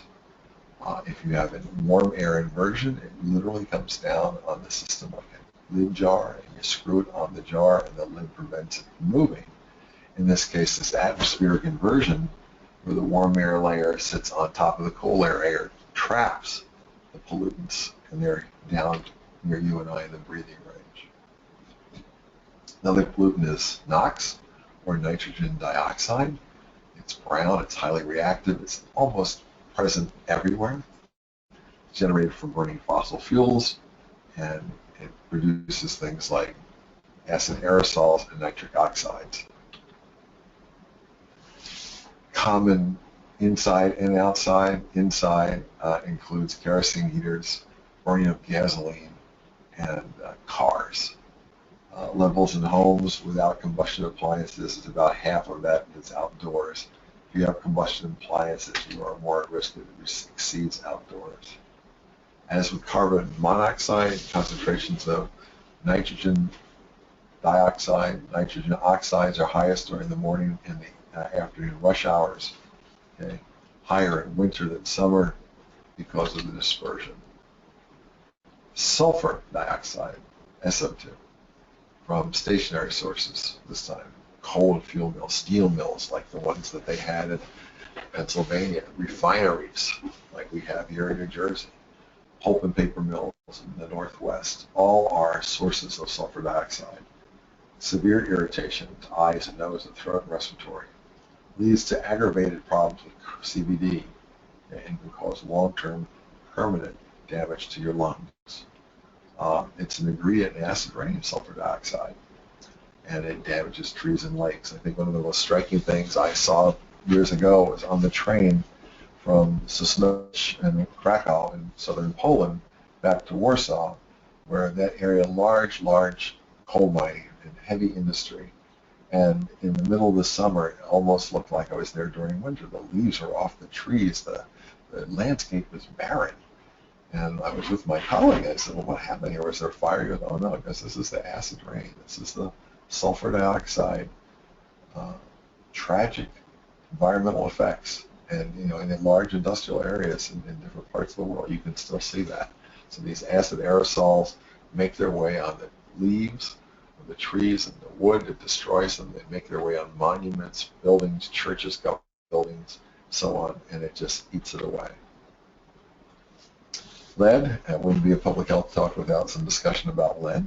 Okay, lead is, of course, one of those products that's moved around a lot as a result of human activity. It can be, in the old days, leaded gasoline, which is now gone. Paint has been removed from houses, but it was a paint source. Smelters and lead storage batteries. Globally, there's still some leaded paint, not in the United States. Interestingly, in Europe, they didn't use leaded paint. We did in the U.S. We still have leaded gasoline in some parts of the world, not in the U.S., not in most of the developed world. It is a potent, potent neurotoxin. It causes brain damage and nervous system damage. And kids are especially at risk. Sometime when you have time, I think one of the great unsung heroes in public health is Dr. Herbert Needleman, who was at Pittsburgh. Dr. Needleman is a pediatrician who was a pioneer in looking at lead effects on kids and published over and over very elegant things. He was pummeled by the industry, the petroleum industry and the paint industry for his very staunch but very appropriate response to the reduction of lead. So if you have time sometime after you take the test, not before, you just might want to Google Herbert Needleman, MD, and see the spectacular work he did. And also watch what happened to him. He was drugged through the dirt, as we say, and really beaten up terribly by industry people for his stand on this. And the data at the end supported that Dr. Needleman was spotted later, recognized as a real public health hero. So it's a great story, but it reminds us of how potent lead can actually be and the long-term environmental effects. Particulate matter, stuff that is directly emitted to the air from factories and power plants and cars. It's dust and dirt, smoke, and sometimes liquid aerosols. Okay. The effects, of course, are many. Nose and throat irritation, lung damage, all sorts of things, much earlier premature death. Okay. It comes from lots of activities, including, surprisingly, things like industrial plants and agriculture, plowing fields.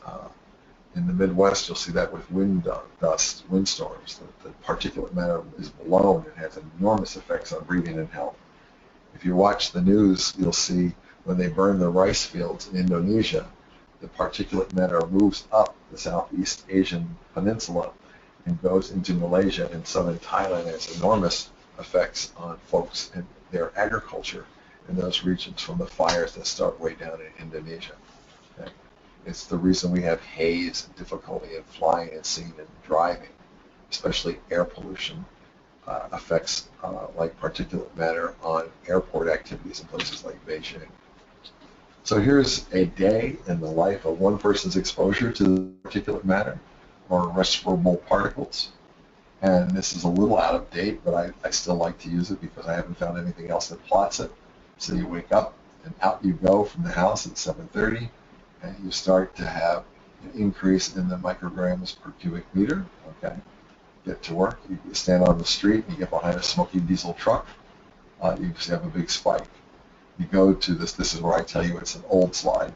You go to the smoking section of the cafeteria, and you see a big spike almost everywhere. The cafeterias now are smoke-free. You move to the non-smoking part, you watch it drop. You go near a cigar smoker, it spikes again, and you can see how it goes. And then you get home. But this is what's interesting, is you saw all these things where there's spikes. Now you're at your own house. At 9 o'clock at night, you go into the kitchen for a snack, and the respirable particles are peaked there in your house. It's probably the highest level that it might be through the whole day. Why do we care? We care because we spend a lot of time indoors. We're indoors right now. You listening to me talking on this webinar. Okay? Americans spend about 90% of their time indoors. People who are young or people who are old spend even more time, maybe up to 95%. So if there's a concentration that's a problem, even if it's low, you can be significantly at risk, okay, because of the duration of the exposure. And here are sources of indoor air pollution in your home. And you can see they range from obvious things like, the heating system in your house to less obvious things like the drapes or the foam padding from your upholstered furniture. I want to take a minute, excuse me, and talk about ETS, or environmental tobacco smoke. It's a major source of indoor air contaminant. Do you know there are 4,000 chemicals in environmental tobacco smoke? I think that's remarkable. Okay. Many of those 4,000 chemicals are highly toxic or carcinogenic, and you can get exposed to them, by mainstream smoke that the smoker him or herself exhales, as well as side stream smoke.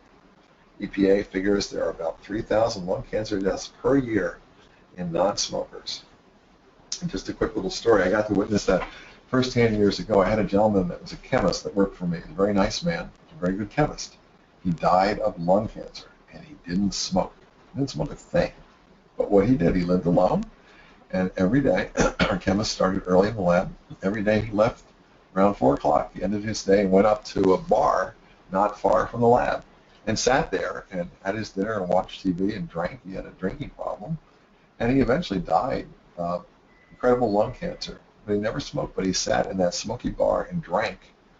So you think it might be a liver cancer, but he sat in that smoky bar and drank, surrounded by smokers, heavy smokers, every day of his life. And in time, died of lung cancer. He's one of those 3,000 people per year that die from secondhand smoke. Asbestos. Asbestos is a known human carcinogen. In public health, we have lots and lots of things where we say it's a possible carcinogen and a probable carcinogen, and it could be a carcinogen. And legislators like to use the word carcinogen when they introduce legislation, even though they use the word improperly sometimes. But asbestos is one of those ones where we really know it is a carcinogen. And for lung cancer, the effect of tobacco smoke in combination with the asbestos smoke, we have what we call a potentiation. Okay, it's a synergistic effect. Very elegant work by Dr. Irving Selikoff at Mount Sinai University, Mount Sinai Medical School in New York City, where he showed that the risk for smoking was 5 times more than a non-smoker. The risk for lung cancer for asbestos users was 10 times. So you have 0 for the non-smoker, 5 times more lung cancer for the smoker, 10 times more lung cancer for the asbestos worker. In many models, we'd say, okay, I smoke and I work with asbestos.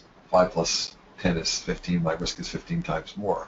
But in fact, it's not. There's a spectacular synergistic effect, and it's 5 times 10, not 5 plus 10. So people who smoked, and Selikoff demonstrated this and published it, and subsequent people have since him, 5 times 10 or 50 times the risk for people that smoked. Okay. And asbestos was everywhere. We used it for heating, used it for insulation, used it for acoustic insulation, shingles. We even put it in kids' pajamas. In the 50s, when I was a little kid, there was a great danger about children, the house catching on fire and children burning to death. So there were asbestos pajamas made for children to protect them. Of course, look at what the risk was, but the idea was good. In the end, the execution was poor. And this is what an asbestos fiber looks like, chrysotile asbestos fiber. It makes its way easily into the deep lung and affects the pleura. Here's an ad from the original Twin Towers.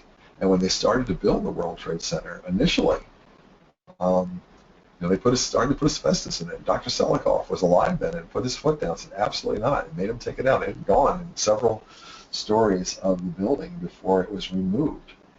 There was, after the 9/11 incident, some discussion, I think pretty silly and unfounded, but there was some discussion that had the building been insulated with asbestos, maybe it wouldn't have collapsed. People or engineers, I'm certainly not, have calculated that wasn't the case, but there certainly was that discussion. Radon. Radon is a colorless, odorless, naturally occurring. It's a result of the decay of the radon, is the decay of uranium daughters. It is in homes. It continues to be a problem. Certain parts of the United States, including here in New Jersey, have lots of naturally occurring radon. It comes from the ground into the basements of homes and collects.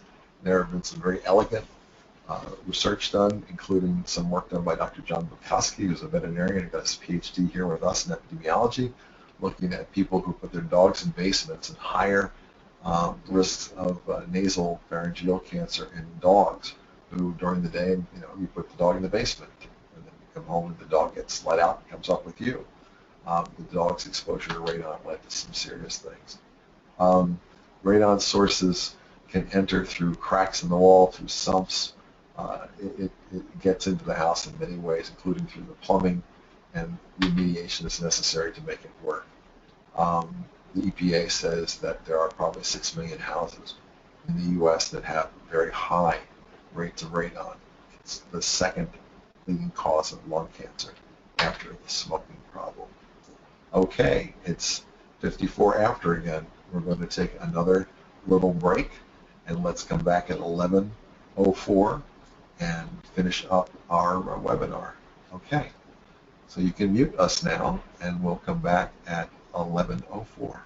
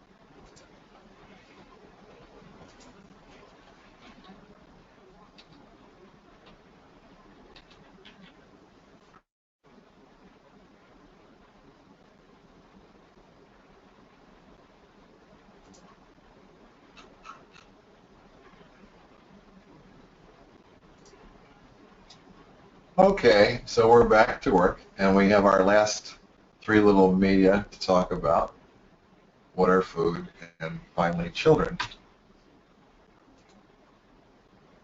So when it comes to water, of course, we think of the hydrologic cycle. Here's a nice depiction from the U.S. Geological Survey. It describes the hydrologic cycle in very straightforward terms. And we see where we have both groundwater and surface water. We have precipitation, we have evaporation, and this constant movement that we call the hydrologic cycle. 70% of the surface in the world is water, but most of it's not available to you and I. Of the small percentage that is, 2% is trapped in glaciers and ice caps. There's about 1% for you and me.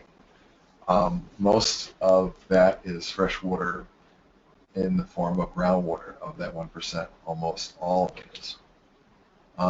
It's important for us because we're mostly water. Our blood is 83%, that's pretty obvious. But bones are 25%, a little less obvious. To make our life work well, our body needs about 1 to 3 quarts of water a day just to keep our pipes moving. We say water is a finite resource, but it is renewable, but the rate is very fixed and very slow. So our standard of living here in the U.S., we need about 100 liters per day for drinking and preparing food and bathing and so on. Sewage systems, when they plan in major urban areas, say, well, you need about 100 quarts a day, 100 liters a day just to make the system work. In more affluent societies, we come closer to about 400.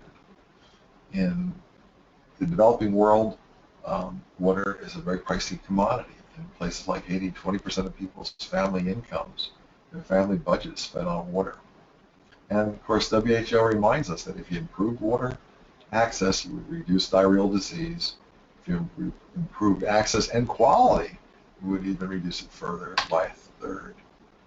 Of course, in good public health, we love to tell the story of John Snow. What a remarkable person he must have been to realize, without the benefit of understanding that it was cholera, but being a very clever epidemiologist and physician, that he understood that he could plot the deaths against the map in St. James Parish in London and see where the deaths occurred. And from that, of course, Dr. Snow did his famous removal of the Broad Street pump handle, or at least we're told that. But here is a representation of the deaths for cholera based on the wells, and the X's are the wells. You see in the picture, there's the Broad Street pump, the famous one that Dr. Snow studied. You can see some of the other wells had almost no incidence of cholera, but that one did, and there is, if you go to London, the famous Broad Street pump, which, you know, as the public health person, if you're in London, you're really obligated to go see that. How's it work? Well, wells, here's the USGS and US EPA cartoon. How it works, of course, we have an unsaturated zone. We drill our well into the saturated zone where the water is, into the water table, as we call it, and we pump the water through the water table, and then we have the well at the end for the receptor. In our case, it's us. It's kind of an important process. If there is contamination that has moved through the unsaturated area, just go back from it, through the unsaturated area into the saturated area, and it affects that water, that entire water table in that aquifer can be polluted and cause enormous problems. Microbial waterborne disease is not a new thing. In the 1880s, typhoid killed about 100 out of every 100,000 U.S. residents. There have been some famous water pollution incidents, most notably in 1885 in Chicago, where 90,000 people were victims because of the inappropriate diversion of the sewer outflow in Lake Michigan. Today we figure about 3 million kids a year die from waterborne diarrheal disease, directly related to a lack of clean water. As populations grew and we developed a more sophisticated lifestyle, the fecal waste used to be dumped in a cesspool. The cesspool would just have a brick lining, and in time it would go ahead and the waste would break down and dissipate. But with the advent of the flush toilet, then with that dry waste came lots of wet waste. These things, the cesspools were not equipped to handle that capacity of water. They overflowed, and the next thing you know, we had high rates in the 19th century of cholera and typhoid and so on. Today, still 70% of the U.S. population has wells that go to a sewage treatment. Okay, we call this sewage treatment a publicly owned treatment work. Typically, we call it POTW. And, sewage has about everything in it, okay? It's got human feces and urine and laundry waste and garbage and all sorts of things. And my friends at the sewer plant will tell you it also has bats and baseballs and leaves and dead rats and all sorts of things. But the thing is to treat the human waste that went in. Primary treatment takes out the suspended solids, so they do screening and sedimentation. They grind those solids for uniform size. They try to dry them and then struggle with how to dispose of the sludge. When you do primary treatment, you get rid of more than half of the suspended solids, and you decrease the BOD by about 25 to 40%. You do a secondary treatment, once again, that depends on biological processes. Sometimes we use trickling filters or activated sludge. We reduce the solids a second time, this time by over 95%, and we continue to reduce the BOD, biological oxygen demand. Septic systems are for the other 30% of Americans. 70% are on the publicly owned treatment works. We just said 30% are on septic systems. Septic systems is where the liquid waste is deliberately discharged into the ground. And we continue to have problems to this day with hepatitis, typhoid, and salmonellosis. A septic system has two parts, a tank and a absorption field with a sand filter. The storage tank, the sewage is decomposed by bacteria. We pump out the solids about every 3 or 4 years, and the liquids pass out into an absorption field, into a perforated field. And here's a little cartoon that shows us that. The holding tank that comes out from the house, the solids settle, the water rises, it goes out into a drain field and makes its way back through the soil, eventually back to the groundwater. Another cartoon gives you an idea what it looks like. We worry about groundwater pollution because there are over 200 chemicals and biological compounds that have been identified as pollutants in groundwater, and they're primarily a result of anthropogenic behavior, poor waste practices or poor land management on our part. The primary pollutants include things like chlorinated solvents, okay, from industrial processes. These chlorinated solvents are cancer-causing agents. Something unique to the water processing itself, the formation of THMs, or trihalomethanes. Trihalomethanes form when organic matter, along with the chlorine that is the primary water treatment chemical, come together and form these THMs. We call these disinfection byproducts, okay? THMs. And we know they cause liver and kidney damage as well as cancer. Lead is a primary drinking water contaminant. From the old lead pipes, most of which have been replaced now in the U.S., but we still have some, and the solder that is used to connect the pipes. We have the associated problems with lead that we know about, neurological problems, birth defects, and so on. PCBs are under EPA's regulations primary drinking water contaminants. Again, come usually from manufacturing processes, liver damage and cancer, bacteria and viruses from the sewage treatment programs that do not have sufficient integrity when you have leaking septic tanks, overflowing sewage lines. These cause things like major GI illnesses. The trihalomethanes are interesting because in the 1970s it was determined that when you had mixed substances, the chlorine had this unattended chemical reaction that formed the DBPs, disinfection byproduct, and it was the most common. Trihalomethanes in high doses can cause liver and kidney disorders. Now, we know if we don't treat, I'll go back to risk assessment for a minute, if we don't treat the water with chlorine, we have a risk of microbial contamination and serious illnesses. When we do treat the water with chlorine, we know we have a risk associated with trihalomethanes. It works both ways.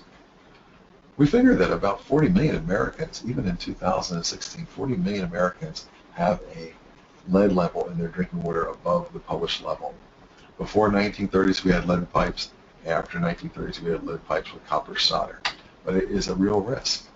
Coliform bacteria is a term you see in public health all the time. I just want to spend a second on that. It's appreciable levels of coliform bacteria give us an indication, so it's an indicator that the water is not safe to drink. But keep in mind, the coliform by themselves don't cause disease. It tells us that there are pathogenic, present great numbers from pathogenic bacteria in the presence of warm-blooded animals. So this is an indicator that the water is polluted from other activities. I mentioned BOD before. You need to know that term.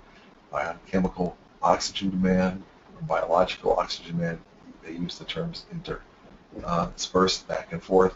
Low BOD means there's a good water quality. High BOD means there's polluted conditions. Okay, when you have a high demand, that means that you've used up the oxygen, and you'll have things like fish kills and other damage to aquatic life. How do we treat water? We treat water with sedimentation, coagulation, filtration, and disinfection. The incoming water comes in and it's in a quiet pond, and it gets managed. Coagulation occurs when we flocculate and precipitate out the contaminants, and we filter it, and finally we treat it with either chlorine, ozone, or ultraviolet light.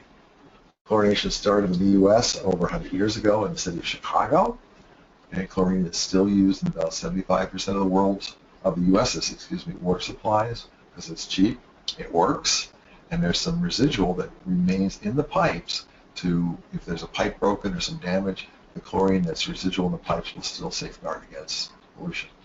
Some of the wells we see around the world aren't very much intact. Here's a well in the middle of nowhere in Romania, and you can see it's an old well. You drop the bucket in there. There's no casing, there's no control. It has animal waste in it. It's very prone to microbial contamination. Here is a water source outside of Ghana in Kumasi, outside of Accra. I put this picture in just so as we get close to the end of our webinar today to talk a little bit about the perspective this physician gave me, which goes back to our opening comments. This is the water source for this village.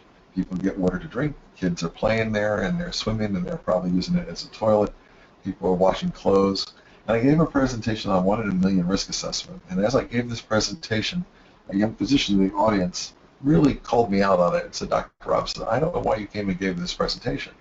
She goes, you talked about 1 in a million risk assessment. That number means nothing to me. I'm a pediatrician, and where I practice medicine, 1 in 5 children will die of diarrheal disease before they're 8 years old.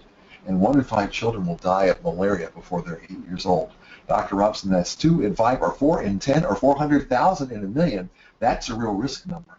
Your risk number of 1 in a million is so irrelevant, so impertinent, so inappropriate, I'm not sure why you gave this presentation. So I thanked her for her candid remarks, reminded her that the organizers are moving in the developing world to have the same standards we do in the developed world, that 1 in a million risk, whereas we shorthand 10 to the -6. But this picture always reminds me to tell you as young public health professionals getting ready for this test that, we have numbers like 1 in a million, which really are hard to get our arms around, and this young physician has 400,000 in a million, which is a real number trying to protect. Here's a well in Ghana again, a new well. The mayor said, come look at my well. I did. But near her well is the latrine for the public housing. You can see it behind you on the right side of the slide. I said, Madam Mayor, don't you think it would be better to move that well? She said, no. This is where the people walk. You got to put the well where the people go. So here's what a well looks like. You got the top part, in our case the pump, and then the screen in the bottom. Her well was not too dissimilar to that, except it wasn't electric. It was manually done. A quick story about water pollution that we can't control. This is a little study we did in the south of Thailand with arsenic in shallow wells. Arsenic, as you know, is a serious cancer issue, particularly for skin cancer. The blue dots are homes with no well. The yellow dots are homes that have between 0 and 200 ppb. The red dots are homes that have between 200 and 1,000 ppb. The safe drinking water standard for World Health Organization is 10 ppb. And in those homes with the red dots have 1,000, many times more. What happens when you have water like that? Well, you get Bowen's disease, as you see here in the picture. You get palmar-planar keratotic lesions, like you see in the picture, which is a real indicator, clinical indication of arsenic exposure. And finally, full-blown skin cancer. In this case, this particular patient died. So it's pretty remarkable. How do you fix it? You fix it with deep wells. The shallow wells, which you and I can dig by hand in a couple hours, the water looks beautiful. It tastes good, but it's full of naturally occurring arsenic. It's not water that someone polluted. It's water that has naturally high levels of arsenic, like you see in Bangladesh. Some really interesting work done by the folks in Colombia. Dr. Joe Graziano has been one of the leaders in this area and published extensively, even just recently in EHP about this. It's a big deal. Food, as we get to the home stretch. There's 7.2 billion of us. In 2050, there'll be 9 billion of us. I won't be here, but many of you on the call will. There's 250,000 people in the world every morning extra when you wake up. Tomorrow there's 250,000 more, and then next day there's 250,000 more. We got to feed folks, and how are we going to do that? Well, food sources come from all over the world now. We have global food supplies, but we have to look carefully at what are the contaminants in our food. We did a pretty interesting study a few years ago looking at chlorinated compounds contaminating fish in Thailand. And the most interesting thing we learned from a public health perspective is that people did not know their consumption data. When you ask people, how much food did you eat? They usually can give you a 24-hour dietary recall, but the estimates of the portion size is off. If you ask them for 72 hours, it really gets shaky. And if you ask them for a week, you're pretty much certain the data is not going to be too correct. We had 54 families we tracked for 2 weeks, and every day they did a dietary assessment. It was a rural population of farmers in southern Thailand, and we were fortunate because the diet was pretty modest. It was fish and rice and vegetables, and fish and rice and vegetables, and fish and rice and vegetables. But what amazed me is that we asked them ahead of time what they thought their consumption was, and when we finished up the study, they were off by 300%, about which our colleagues will tell us is typical in the United States, misjudging the portions by a couple times by about 300%. We said to people, what protective clothing do you use when you apply pesticides? So they told us, this is the English translation of a Thai questionnaire. Number one was none. That was the number one answer here. It's the number one answer off in the United States. But here's a worker that thinks he's ready to go. He's got a ski mask, cotton shirt, cotton shorts, and he thinks he's protected. No. We have a whole problem trying to explain to people what is adequate protection for pesticides and other chemicals in the production of food. Here's a fellow applying azofosmethyl on a large orange orchard in the north of Thailand. All cotton clothing, and he's wearing a dust mask, which incidentally appeared about the time I did. It's not helpful.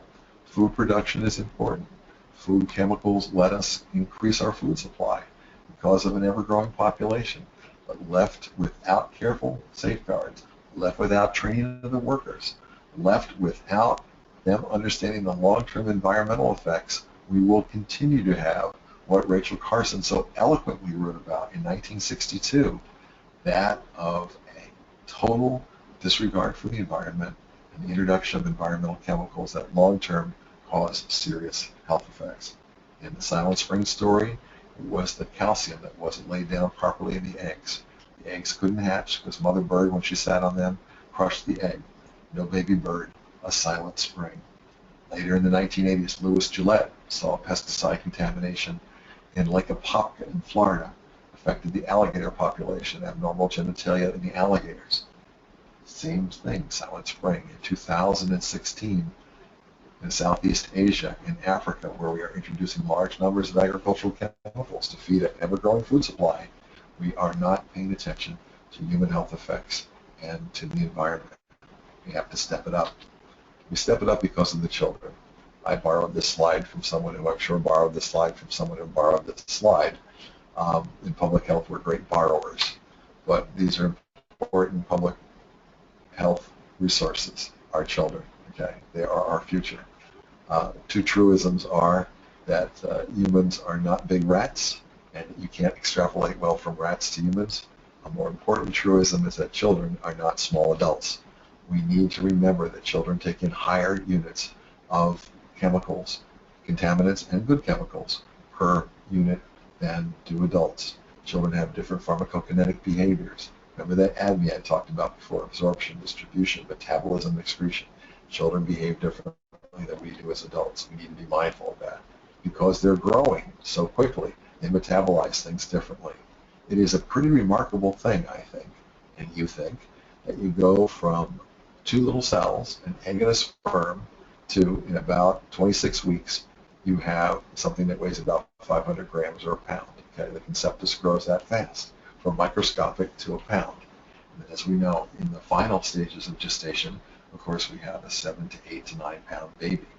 But that first beginning, okay, that first period when the system is all laid down, cardiovascular, pulmonary, gastrointestinal, hematological systems laid down, is really the critical time, that first trimester for environmental exposures. After about 12 weeks, the baby weighs 7.5 pounds. The baby is ready to come out and join the world, and life outside the uterus is pretty much a given. With the first period, that first 26 weeks, it's not. So we have to be very mindful of the baby in utero and then the neonate. And we know that as the physical development occurs, the systems grow, they can be affected by environmental chemicals. Okay? Prior to full maturation, lots of things happen, particularly to the central nervous system. The absorption rate is much faster in children than it is in adults. Okay? The ability of a neonate to eliminate drugs or chemicals via the kidney, which is, for you and I as adults, the major excretion pathway, it is limited for the neonate because this pathway isn't developed yet. So it's a very important thing. Particulate size is very important because of what is respired, what goes down into the deep lung. Again, they breathe more per minute than you and I do as adults. Okay, they can get smaller, finer particles in the deeper lung than you and I can. We think that the newborn has about 10 million alveoli, and of course by the time that the baby is 8 to 10, there's 300 million. Okay? So it is really an important process. So EPA did a great little cartoon. They summarize it nicely. That that children are not little adults. They breathe more air. They drink more water. They eat more food per unit, and they play differently. Their activities are different. We have over the years spent a lot of time looking at kids that are at risk. Important links between environmental toxins, as you see this cover of U.S. News and World Report from several years back now, learning disabilities. And this is a slide from the CDC, and it talks about exposures for children during the Renaissance period. Infectious agents, iron byproducts, and heavy metals. This is borrowed from a talk that Howard Frumkin gave years ago. If you ramp it up to today's talk, we still have those three things, plus we have industrial chemicals and chlorination byproducts, vehicular emissions, and pesticides. A great success story. CDC can be so proud of this. Is the reduction of lead, blood lead levels, okay, BLLs, in kids as a result of two prudent activities that took place. The removal of lead from gasoline and the removal of lead from paint. And you can see the blood lead level in the 70s in kids was close to 13. And they dropped it in the 1980s to about 2.5, closer to 2 in the 1990s, and it's still hanging around 2 right now.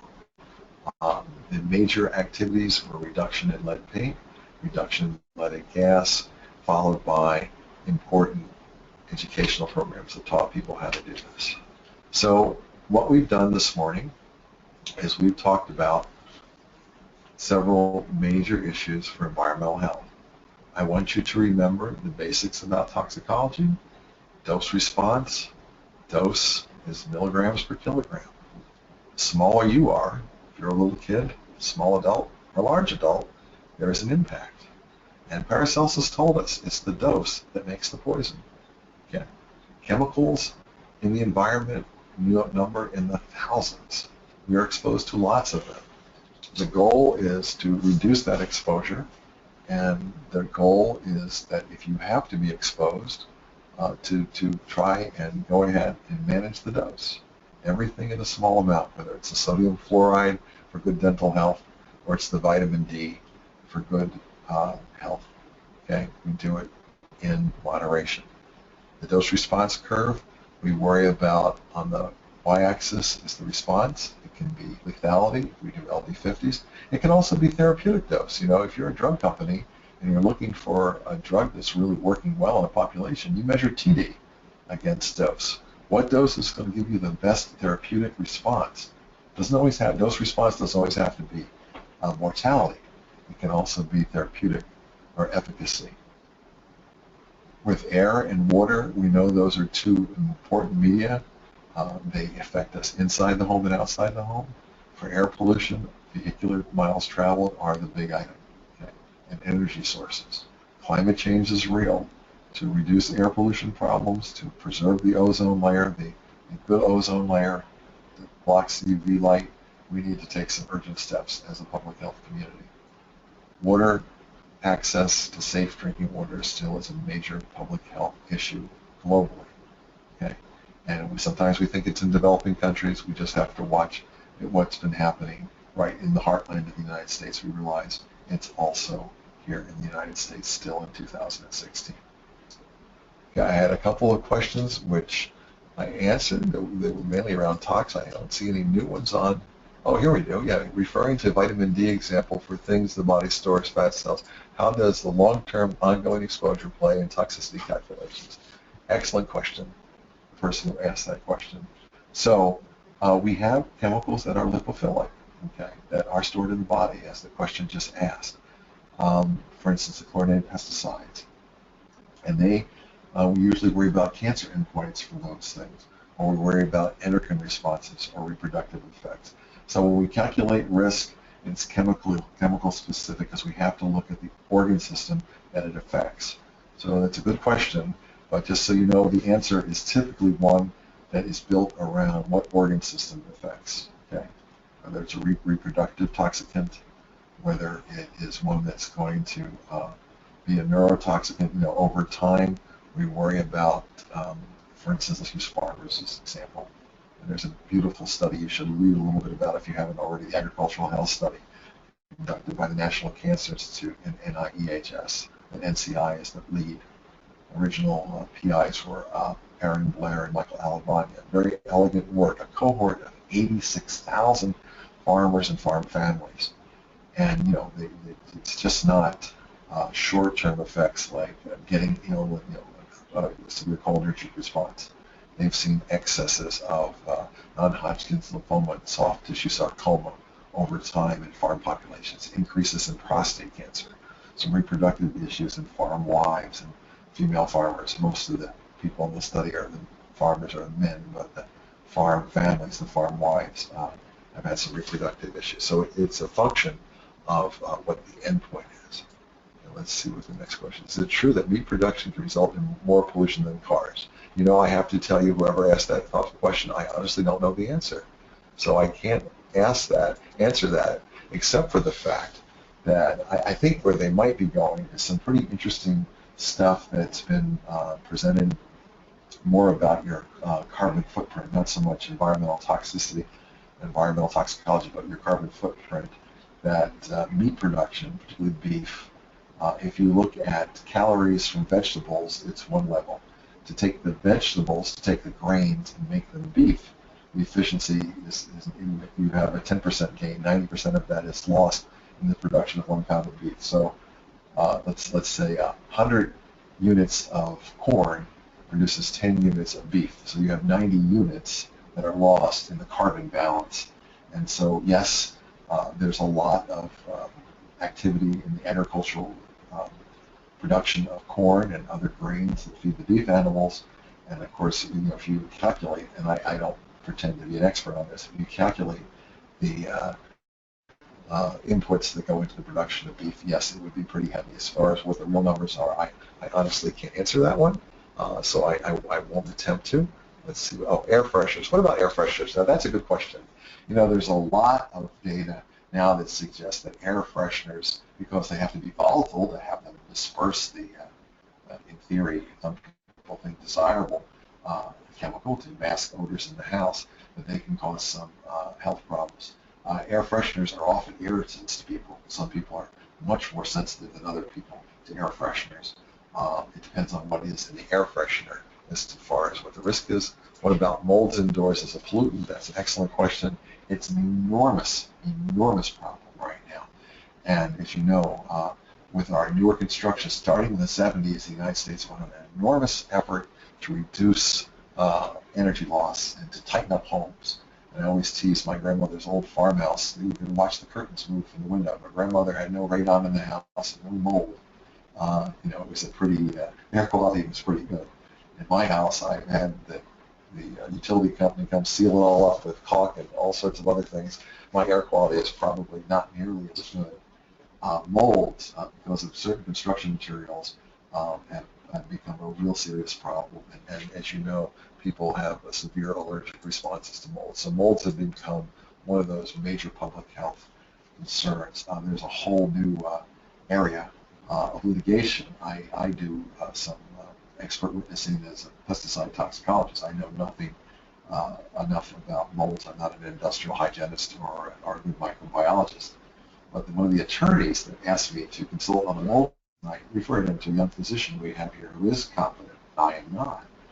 And he said, Dr. Robson, you better learn about mold, because he said mold is gold, and this is where the money is going to be. I told him I was a little too old to learn about it now, and that there would be plenty of people to take that over. But I think the attorney's take, interesting as it was, mold is gold, is an indicator. So thank you for that thoughtful question. Well, I've got no nasty emails. I want to thank you for that. We've kept our cohort of about 146 people for almost 3 hours. I really want to thank you for that. My email is robson@rutgers.edu, rutgers.edu.